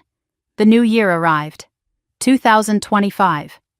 We kissed as fireworks exploded across the Boston skyline. Something released in my chest. The old year was gone. The old Harper was gone. Tomorrow was not just a new day, it was a new life. Marcus held me for a long moment after the kiss. Then he whispered against my hair, 1 more day. I knew what he meant. January 2nd. The withdrawal. The end of my family's hold on my finances, my peace, my life. But something in his voice suggested he meant something else too, something he had been waiting to say. 1 more day, I agreed. We went to bed just after midnight. I was drifting toward sleep when my phone shattered the silence. 2 a.m, unknown number. Is this Harper Donovan? Yes. This is Massachusetts General Hospital. Your father has been admitted. I sat up, suddenly awake. The nurse explained. Richard collapsed at home around midnight. Chest pains, shortness of breath. My mother called 911. He was stable but being monitored. Your mother asked us to contact you. She is requesting you come. Marcus was awake now, watching me in the darkness. What is it? My father is in the hospital. Chest pains. Are you going? The question hung in the air. I thought about it, really thought. Was this real? Or was this another performance? My father had never had heart problems. The timing was too convenient. One day before the withdrawal, I knew him. I knew his tactics. No, I am not going. Marcus did not question it. If it is real, he has Judith and Brandon. If it is manipulation, I am not rewarding it. Either way, my answer is the same. I lay back down and stared at the ceiling. If my father was truly ill, I would carry that guilt. But I had carried guilt for 28 years. Guilt for existing, for wanting, for needing, for being. I was done carrying what did not belong to me. In less than 24 hours, the withdrawal would complete. In less than 24 hours, I would be free. If Richard Donovan wanted to perform one last manipulation, he would do it without an audience. Harper Donovan was no longer available for the family drama. Not today, not ever again. January 2nd arrived like any other morning. Gray winter light, snow on the ground, the world outside my window unchanged. But inside my apartment, everything was different. I woke beside Marcus, checked my phone, and waited. At 9:15, the notification came. Email from HD Capital Financial Services. Subject: withdrawal complete. Funds transferred. I opened it slowly, reading every word. Transfer of $2,300,000 to designated account confirmed. I expected to feel something dramatic. Relief, triumph, maybe guilt. Instead, I felt something quieter. Completion. Like stepping off a treadmill I did not know I had been running on. 2 years of carrying their secret. 2 years of watching them take credit for my sacrifice. It was over. The money was mine again, and they would finally face what they created. I forwarded the confirmation to Catherine Walsh with a single line. It is done. Her response came within minutes. Now we wait. Truth has its own gravity. I did not know yet how right she would be. Within 72 hours, the Donovan family would be in free fall, and everyone in Boston would be watching. The crisis at Donovan Properties began within hours. I learned the details later through Lily's updates and news reports. The company's operating account dropped by $2.3 million. Automatic payments started bouncing, vendors, contractors, payroll pending. The CFO called my father in a panic, but my father was still in the hospital. Observation for his heart episode. Or so he claimed. Brandon arrived at the office trying to take charge. He had no idea what he was doing. Staff members exchanged worried glances as he barked orders that contradicted each other. Rumors spread through the building like fire. By noon, the first employee had already accepted a job offer elsewhere. By 3 p.m, 7 more had interviews scheduled. The board reacted with the speed of rats fleeing a sinking ship. Theodore Ashford had already submitted his resignation letter. 2 other members requested indefinite leave of absence. Emergency meetings were scheduled and canceled.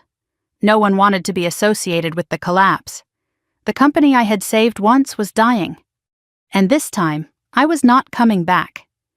News spread through Boston's business community with ruthless efficiency. By January 3rd, the Whisper Network was fully operational. The Boston Globe ran a piece in the business section.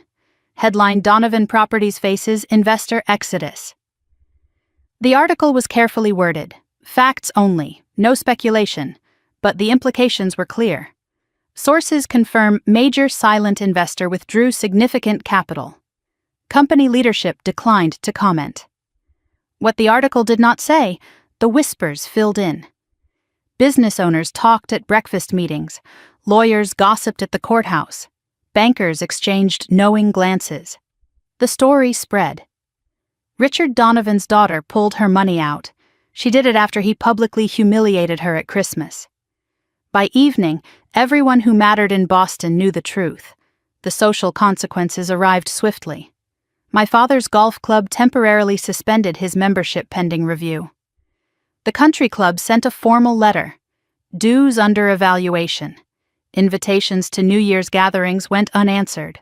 Old friends became suddenly unavailable. My mother's world crumbled fastest of all. Her book club met without telling her. Her church group leader suggested she take some time away. The pastor who had praised my father's generosity for years now avoided her calls. The social structure Judith Donovan had spent 30 years building collapsed in 72 hours. The truth about my father's hospital visit emerged on January 3rd. Lily texted me that afternoon. It was a panic attack. He is fine, but he is telling everyone you almost gave him a heart attack. I was not surprised. Of course he had exaggerated. Of course he had made himself the victim. It was the pattern of a lifetime. The medical reality was simple. Richard Donovan had been discharged after 2 nights of observation. Diagnosis: panic attack, not heart attack, no cardiac damage, no ongoing condition. Stress-related episode. The exact words on his discharge papers.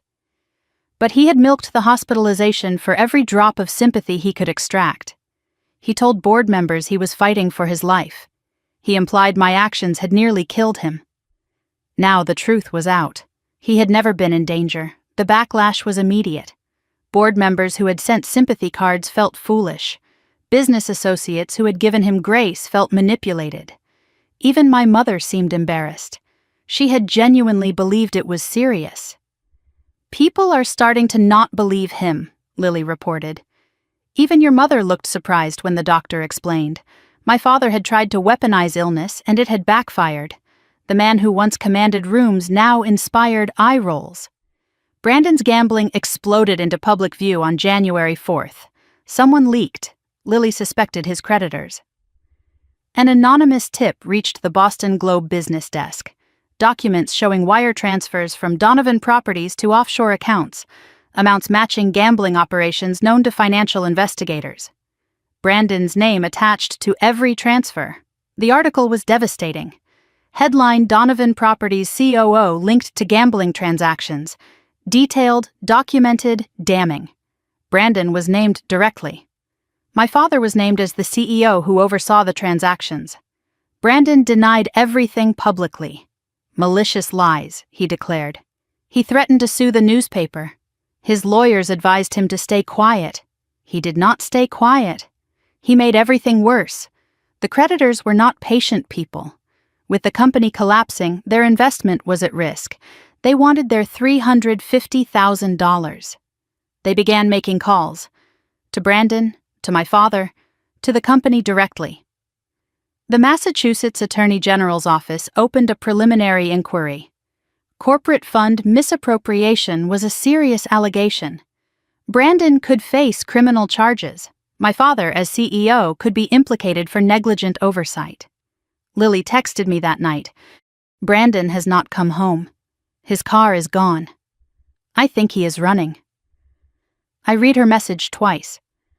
I thought about the brother who broke my things as a child, who took credit for my work as an adult, who tried to forge my signature just days ago. I should have felt something: satisfaction, vindication, even pity. Instead, I felt only exhaustion. I was tired of Brandon, tired of the drama, tired of caring about people who had never cared about me. "Stay safe," I texted Lily back. "Let me know if you need anything." That was all I had left to give. My mother called on January 5th.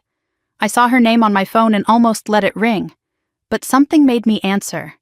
Curiosity, perhaps. Or the need for closure. She was sobbing, barely coherent. "Harper, please, you have to help us. Everything is falling apart. Your father is destroyed. Brandon is missing. The company." She could not finish the sentence. I listened without interrupting. I let her cry, let her beg, let her plead. I did not offer comfort. I did not apologize. Then her tone shifted, grief becoming anger. "How could you do this to us? After everything we gave you, everything we sacrificed, you are destroying your own family. I let the silence stretch before I responded. My voice was calm, clear, final. I saved you once, 2 years ago. You did not even know. I gave you time. You used that time to hurt me more. I am not destroying this family. I am just not holding it up anymore. The weight was always yours to carry. I am just done carrying it for you. You were always ungrateful, she started. Goodbye, Mom. I hung up. First time I had ever ended a call with my mother. My hands were steady. I waited for the guilt to arrive. The familiar wave that always followed any act of self-preservation with my family. It did not come. What came instead was relief. I had said what needed to be said. I had ended the conversation on my own terms. For the first time in my life, I did not feel the need to call back and apologize for having boundaries. That same morning, I had visited Catherine Walsh's office.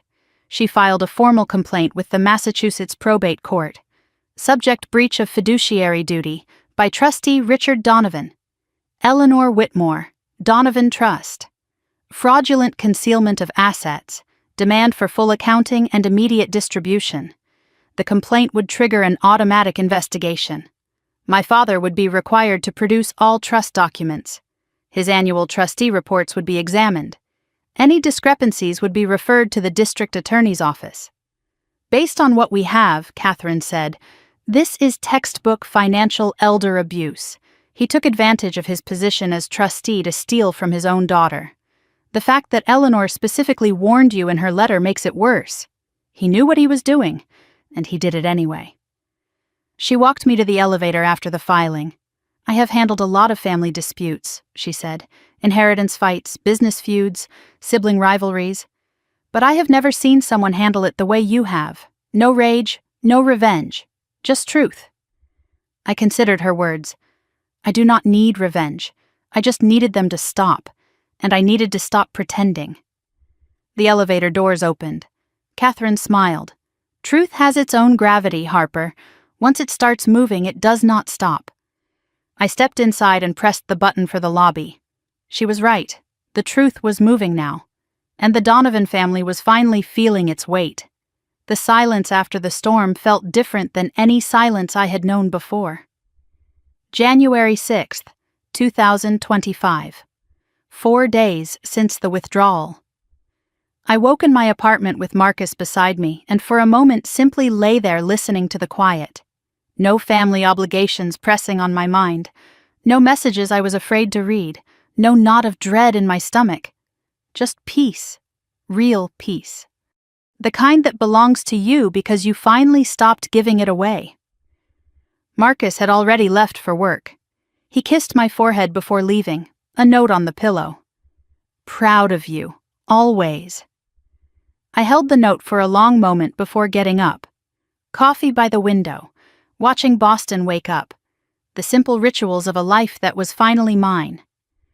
I thought about what came next, not in terms of my family. They were no longer my concern, but in terms of myself. Who was I now that I was not managing their chaos? The question felt liberating rather than frightening. For the first time in 28 years, the answer was mine to write. My phone buzzed on the counter. Not a family member. I had blocked them all. But the notification was from my email, and the sender's name made me pause. Brandon Donovan. He had found a way around the block. A new email address. Whatever he had to say, I knew it would not be an apology. Not a real one. The email was exactly what I expected. Subject line. We need to talk. The tone aggressive, defensive, desperate. I do not know what you think you have accomplished. You have destroyed everything Dad built.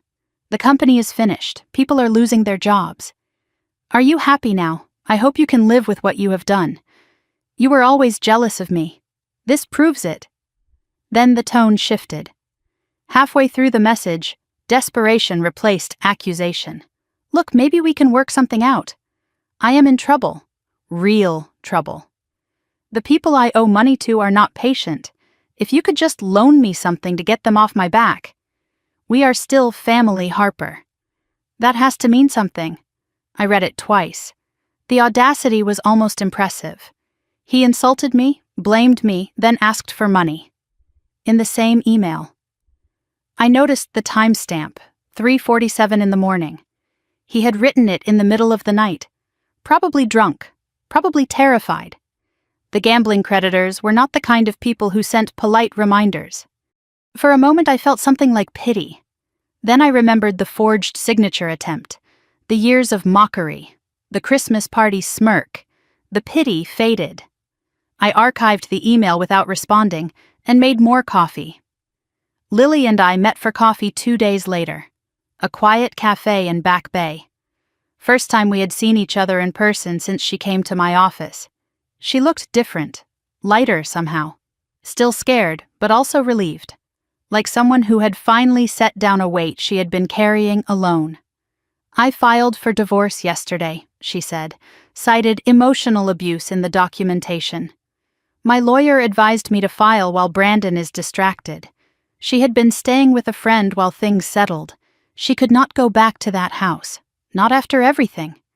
I did not expect to befriend my brother's wife, but trauma creates strange bonds. We had both survived the Donovan family. That shared survival mattered." "I never thanked you properly," Lily said, "for answering when I called. You did not have to listen. You did not have to help. You helped me first. The screenshots, the warnings." She smiled. "I guess we saved each other." She told me her plans. Moving back to California where her family lived, starting over somewhere the Donovan name meant nothing. "That sounds healthy," I said. "It sounds terrifying." But good terrifying. Before we parted, she said something that stayed with me. "You know, I used to think you were cold, the way they talked about you, selfish, ungrateful, difficult." She paused. "Now I realize they described you that way because you had boundaries, and boundaries terrified them." I thought about that for a long time after she left. Boundaries terrified them. Maybe that was the truest thing anyone had ever said about the Donovan family. My mother's letter arrived on January 10th, physical mail, thick envelope, her familiar looping handwriting on the front. I recognized it instantly and felt my chest tighten, not with fear, with annoyance. They had chosen the one form of communication that demanded time and emotional labor. I left the envelope on the counter for 2 days. On the third evening, I sat down and opened it. 7 pages. Handwritten. My mother's familiar voice winding through every paragraph. Emotional, exhausting, full of explanations that explained nothing. She missed me. She worried about me. Christmas was stressful and things got out of hand. My father did not mean what he said. He was overwhelmed and worried and misunderstood. The family was struggling and needed to come together. I should think about what really matters. We are your parents. We made sacrifices. We deserve understanding. 7 pages. Not once did she acknowledge what my father actually said.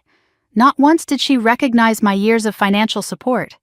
Not once did she mention the trust fund theft. Not once did she take accountability for enabling Brandon.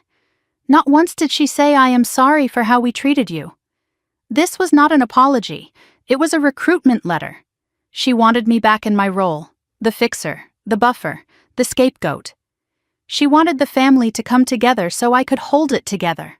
Nothing had changed. Nothing ever would. I drafted 3 responses, each one explaining, defending, justifying. I deleted all of them. Instead, I chose silence.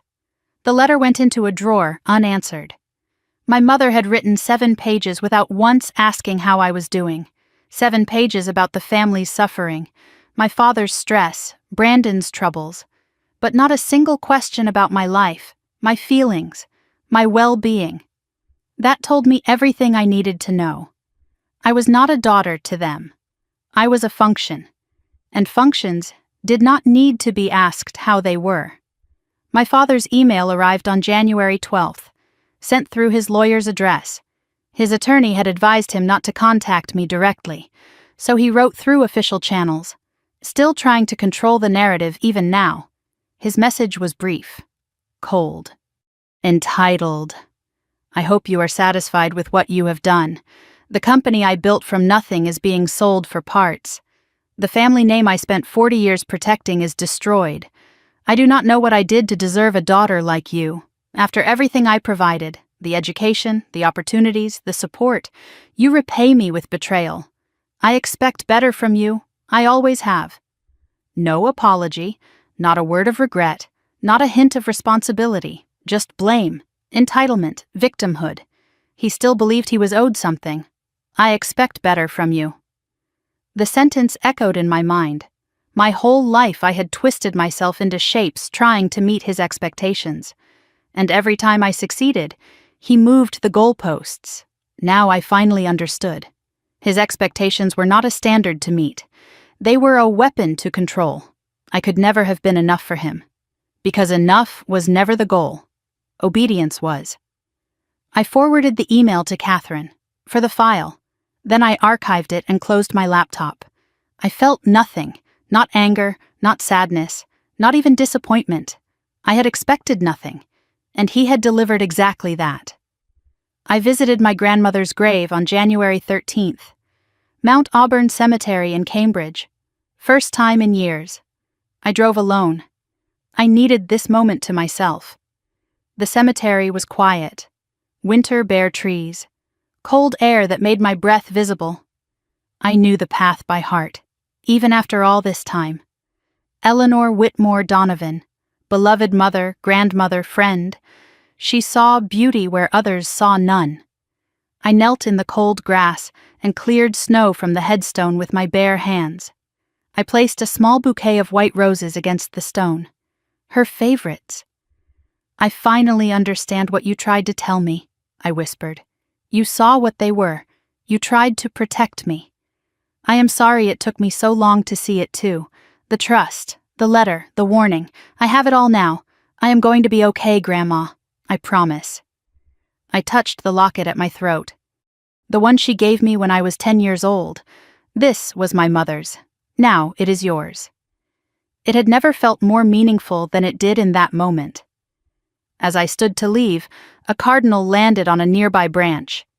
It watched me for a moment, head tilted, then sang 3 clear notes before flying away. Eleanor had loved cardinals. She used to say they carried messages from those who had passed on. I did not believe in signs, but standing there in the cold, watching the red bird disappear into the gray sky, I let myself believe, just for a moment, that my grandmother was still watching, still proud, still there. Marcus proposed on January 15th. He had made dinner, candles, soft music, my favorite meal. I noticed the extra effort the moment I walked in. The apartment felt different, charged with something. After dinner, he led me to the window. City lights spread below, snow falling gently. He took my hands and faced me. I have been waiting for the right moment. I kept saying after this and after that. But I realized there is never a perfect moment. There is just this one. Harper, you are the strongest person I know. Not because nothing hurts you. Because everything did, and you chose to heal anyway. I want to spend my life with someone who chooses. Not out of fear, but out of love. Will you marry me? I did not hesitate. Yes. The word came out clear and strong, no doubt hiding behind it. He slipped the ring onto my finger. Simple, elegant, perfect, not ostentatious. He knew me. Something shifted inside my chest, not the completion of something missing. I had never needed a ring or a man to make me whole, but the beginning of something chosen, a family I was building, not born into, a love I had earned, not begged for.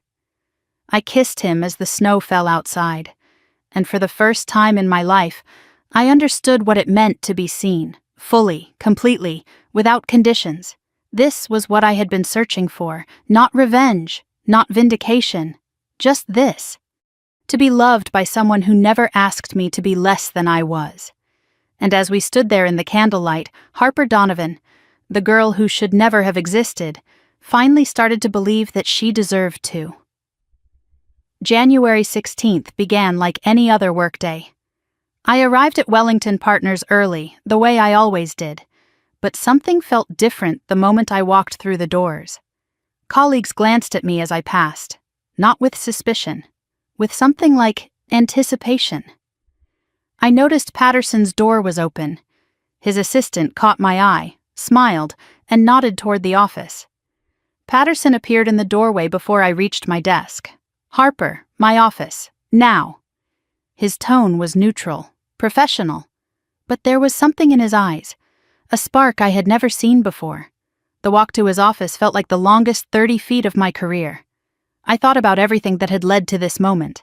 6 years of work, countless late nights, quiet excellence in a field that rarely celebrated quiet anything. Whatever happened next, I had earned it. He closed the door behind me and gestured to the chair across from his desk. On the desk sat a single folder with my name on the tab. Beside it, a bottle of champagne. He had never offered me champagne before. My heart began to pound.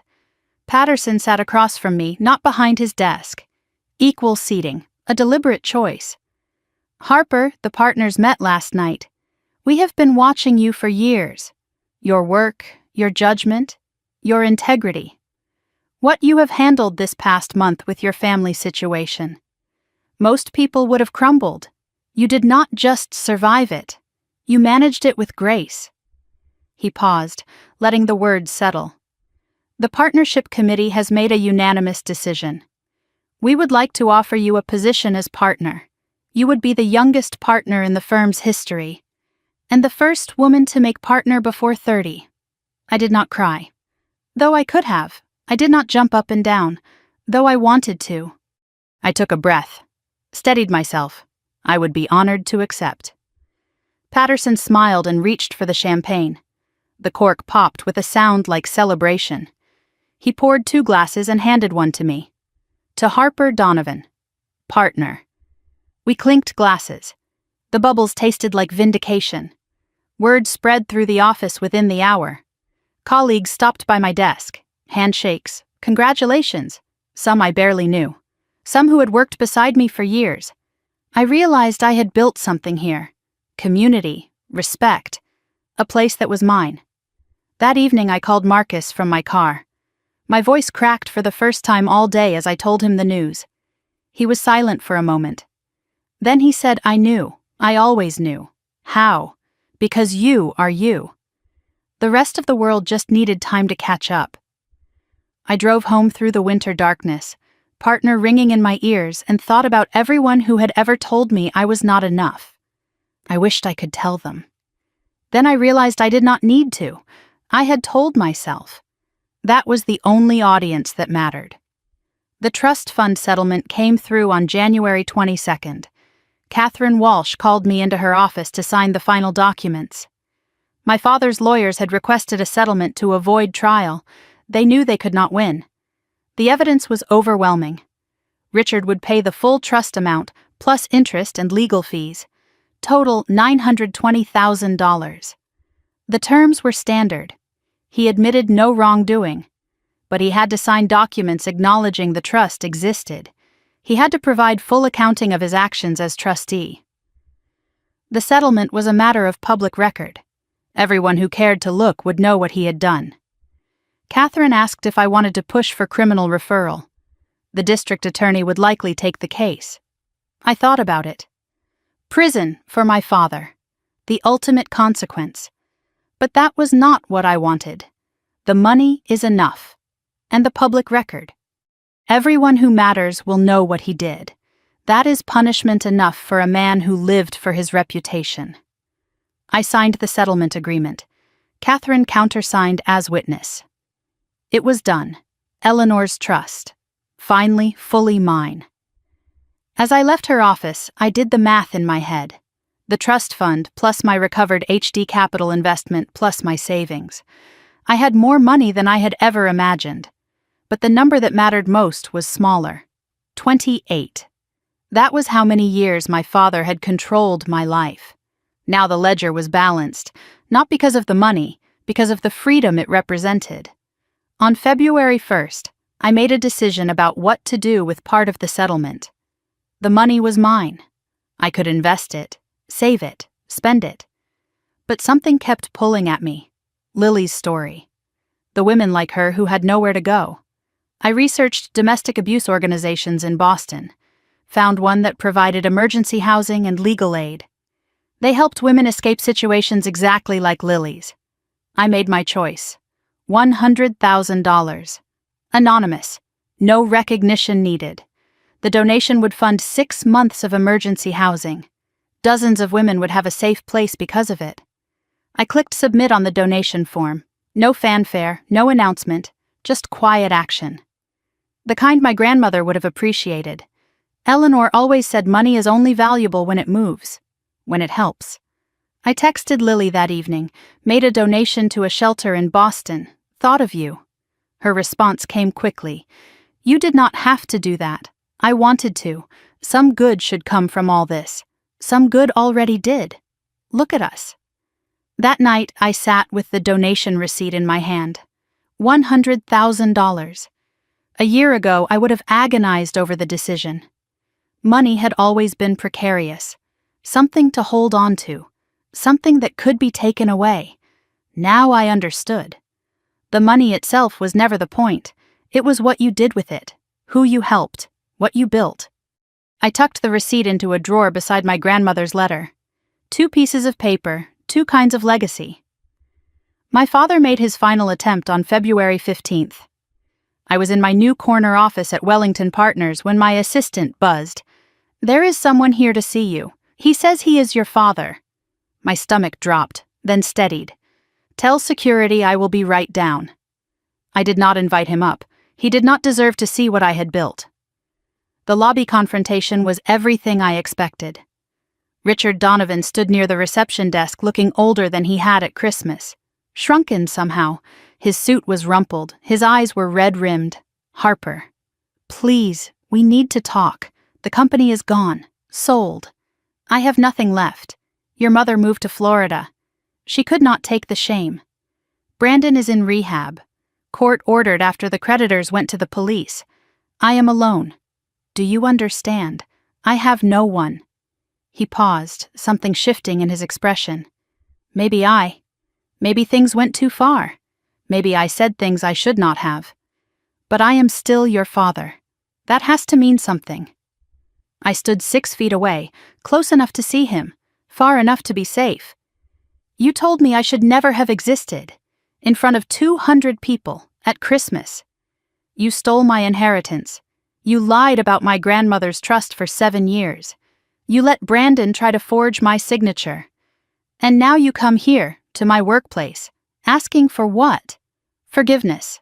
A second chance. No. The word came out clear and final. I nodded to the security guard beside me. Please escort Mr. Donovan out. He is not welcome here.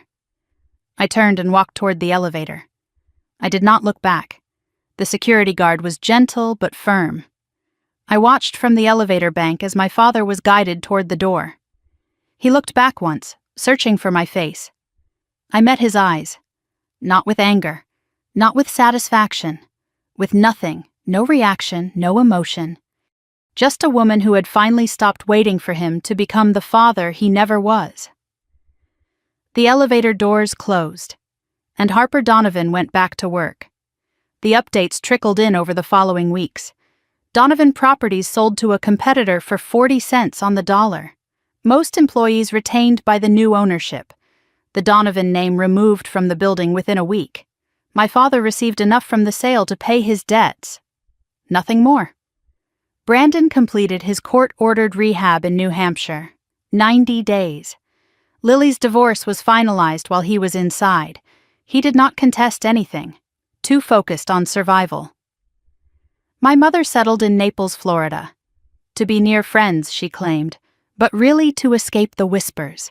Her book club, her church group, her social circle, all in Boston. All aware of what had happened. She was starting over at 62, alone and humiliated. My father moved into a small apartment outside the city. His country club membership was revoked. His golf buddies no longer returned calls. The man who once commanded rooms now ate dinner alone. I read each update without satisfaction. No joy in their suffering, just quiet recognition. Consequences exist. They always did. I had simply stopped protecting my family from them. Lily sent me a photo from California in late February. Her new apartment, small but sunny, a succulent on the windowsill. Starting over, the caption read. I smiled at the screen. Some people escaped and rebuilt, others collapsed under their own weight. The difference was not luck, it was choices. Lily chose to leave, Brandon chose to lie. My father chose pride over love. And I had finally chosen myself. Wedding planning began in March. Marcus and I spread brochures and guest lists across our dining table. We had moved in together the month before, our apartment now, our life. The guest list was small, 50 people maximum. Marcus's parents and sister, my colleagues including Patterson. Lily flying in from California. Theodore Ashford representing my grandmother's memory. Friends who had become family over years of quiet loyalty, conspicuously absent. Richard, Judith, Brandon. Their chairs did not exist. They were never reserved. One evening as we finalized the seating chart, Marcus looked up with a curious expression. No regrets. About not inviting them.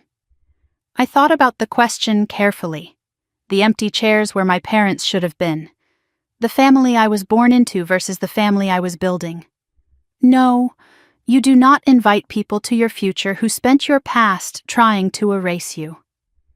Marcus nodded and reached across the table to squeeze my hand. The wedding was 4 weeks away, and Harper Donovan, soon to be Harper Chen, was ready to begin the rest of her life. The morning of my wedding arrived with cherry blossoms and silence. Late April, 2025. I opened my eyes in the bridal suite of a small garden estate outside Boston, sunlight filtering through gauze curtains, the air sweet with spring. For a moment I simply lay still, breathing, waiting for the familiar knot of anxiety that had accompanied every significant day of my life. The dread of expectations, the mental preparation for performance. But the knot did not come. There was only anticipation, only joy. Today was the day I would marry the man who saw me completely, in a garden full of people who chose to be here. I touched the locket at my throat. Eleanor's locket. It had not left my neck since I was 10 years old.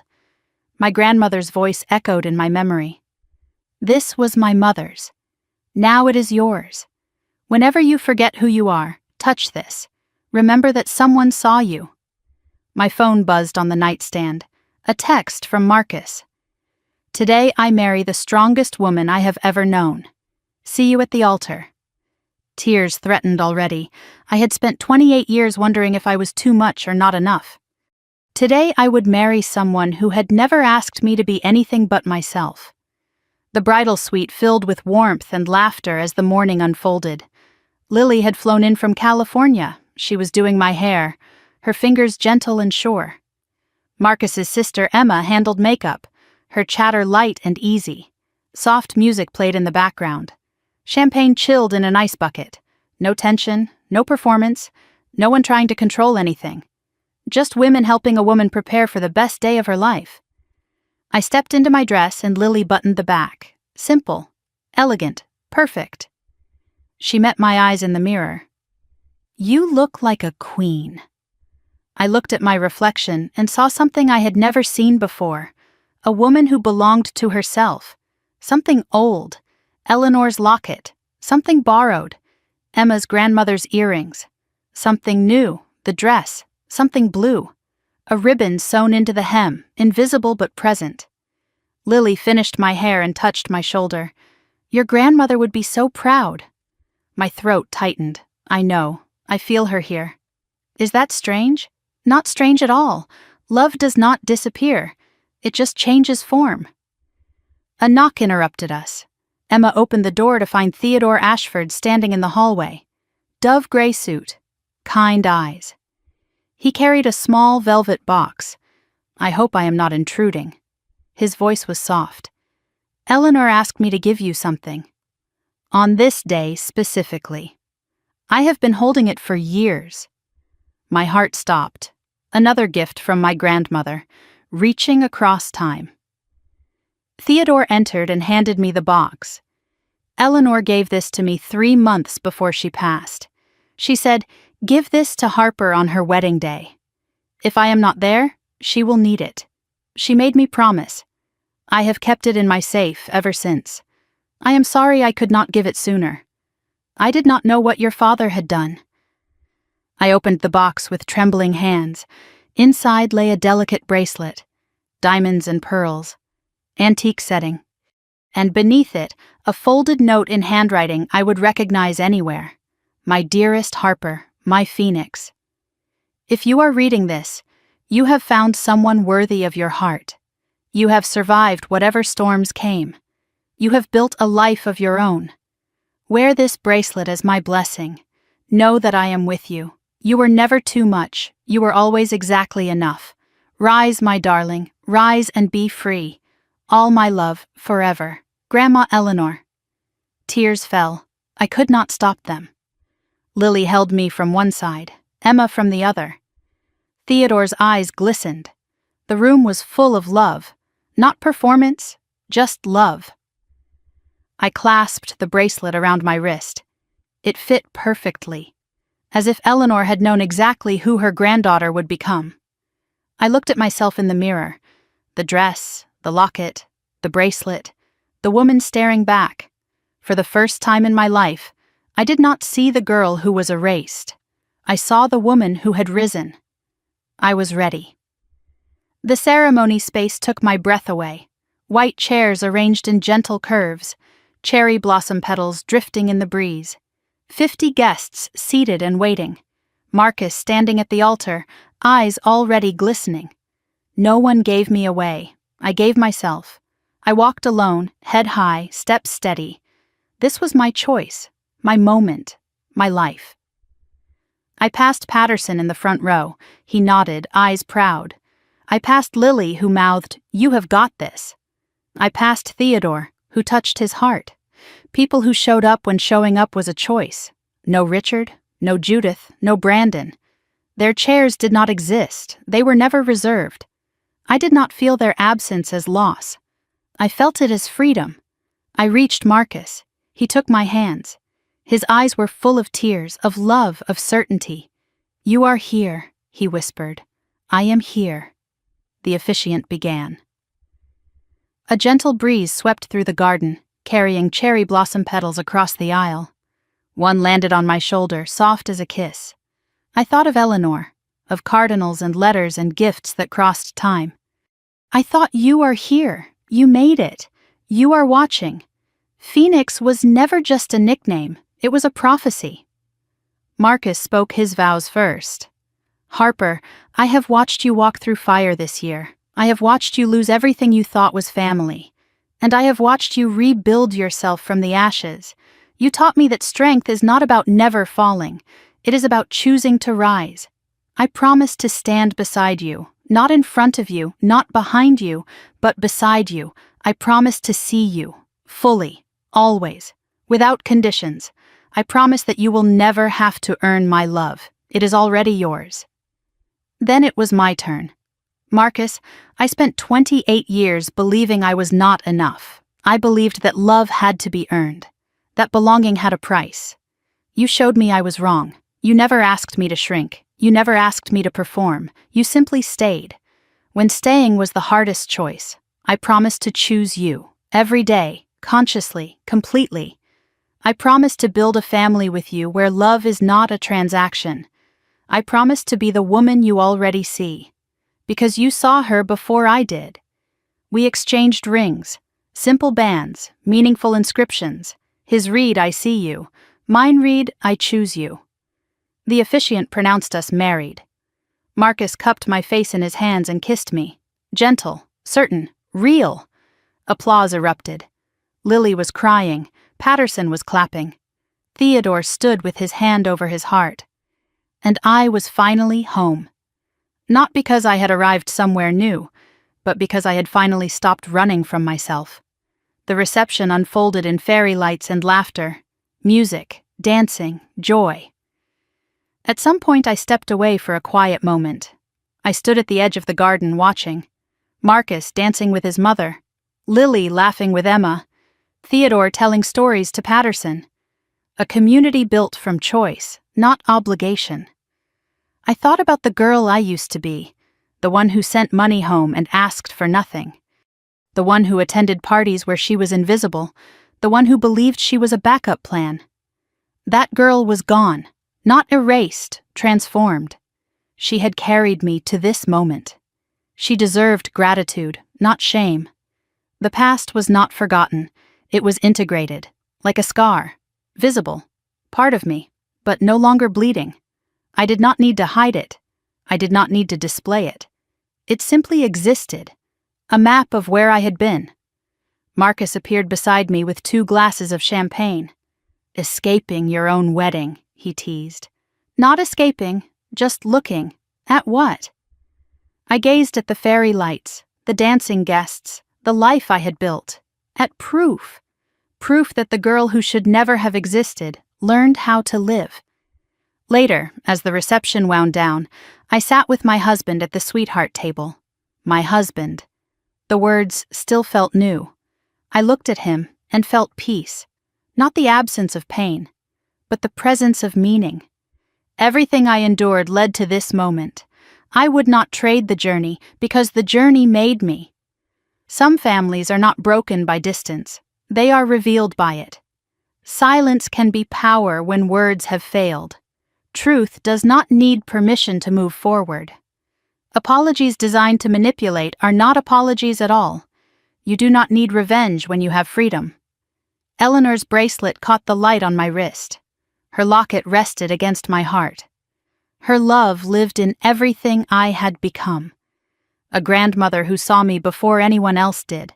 A legacy of being seen, passed forward. I did not know what came next. But I knew who I was. I knew who I was with. And I knew that I would never again wait for permission to exist. The night ended with stars. Marcus and I were the last ones remaining. Fairy lights dimming, music fading, just 2 people beginning forever. I looked up at the sky and thought about Christmas Eve. The night I was erased, the night I walked out without looking back, every choice that led from that door to this garden. The girl who should never have existed had finally started to live, and she was just getting started. If you are listening to this story, maybe something in it felt familiar. Maybe you have been told you were too much or not enough. Maybe you have given and wondered why it was never returned. Maybe you are still waiting for permission to choose yourself. This is your permission. You do not need their approval to exist. You do not need their apology to heal. You do not need revenge. Truth has its own gravity, and it will move when you let it. I would love to hear from you. Tell me in the comments what family means to you now. Is it blood or is it choice? Where are you listening from, and what part of this story stayed with you? If this resonated, share it with someone who needs to hear it. And if you want more stories about courage and truth and choosing yourself, subscribe to the channel and turn on notifications so you never miss a video. Because every story of survival deserves to be heard, and yours matters too. I am Harper, and I finally know who I am. Thank you for listening.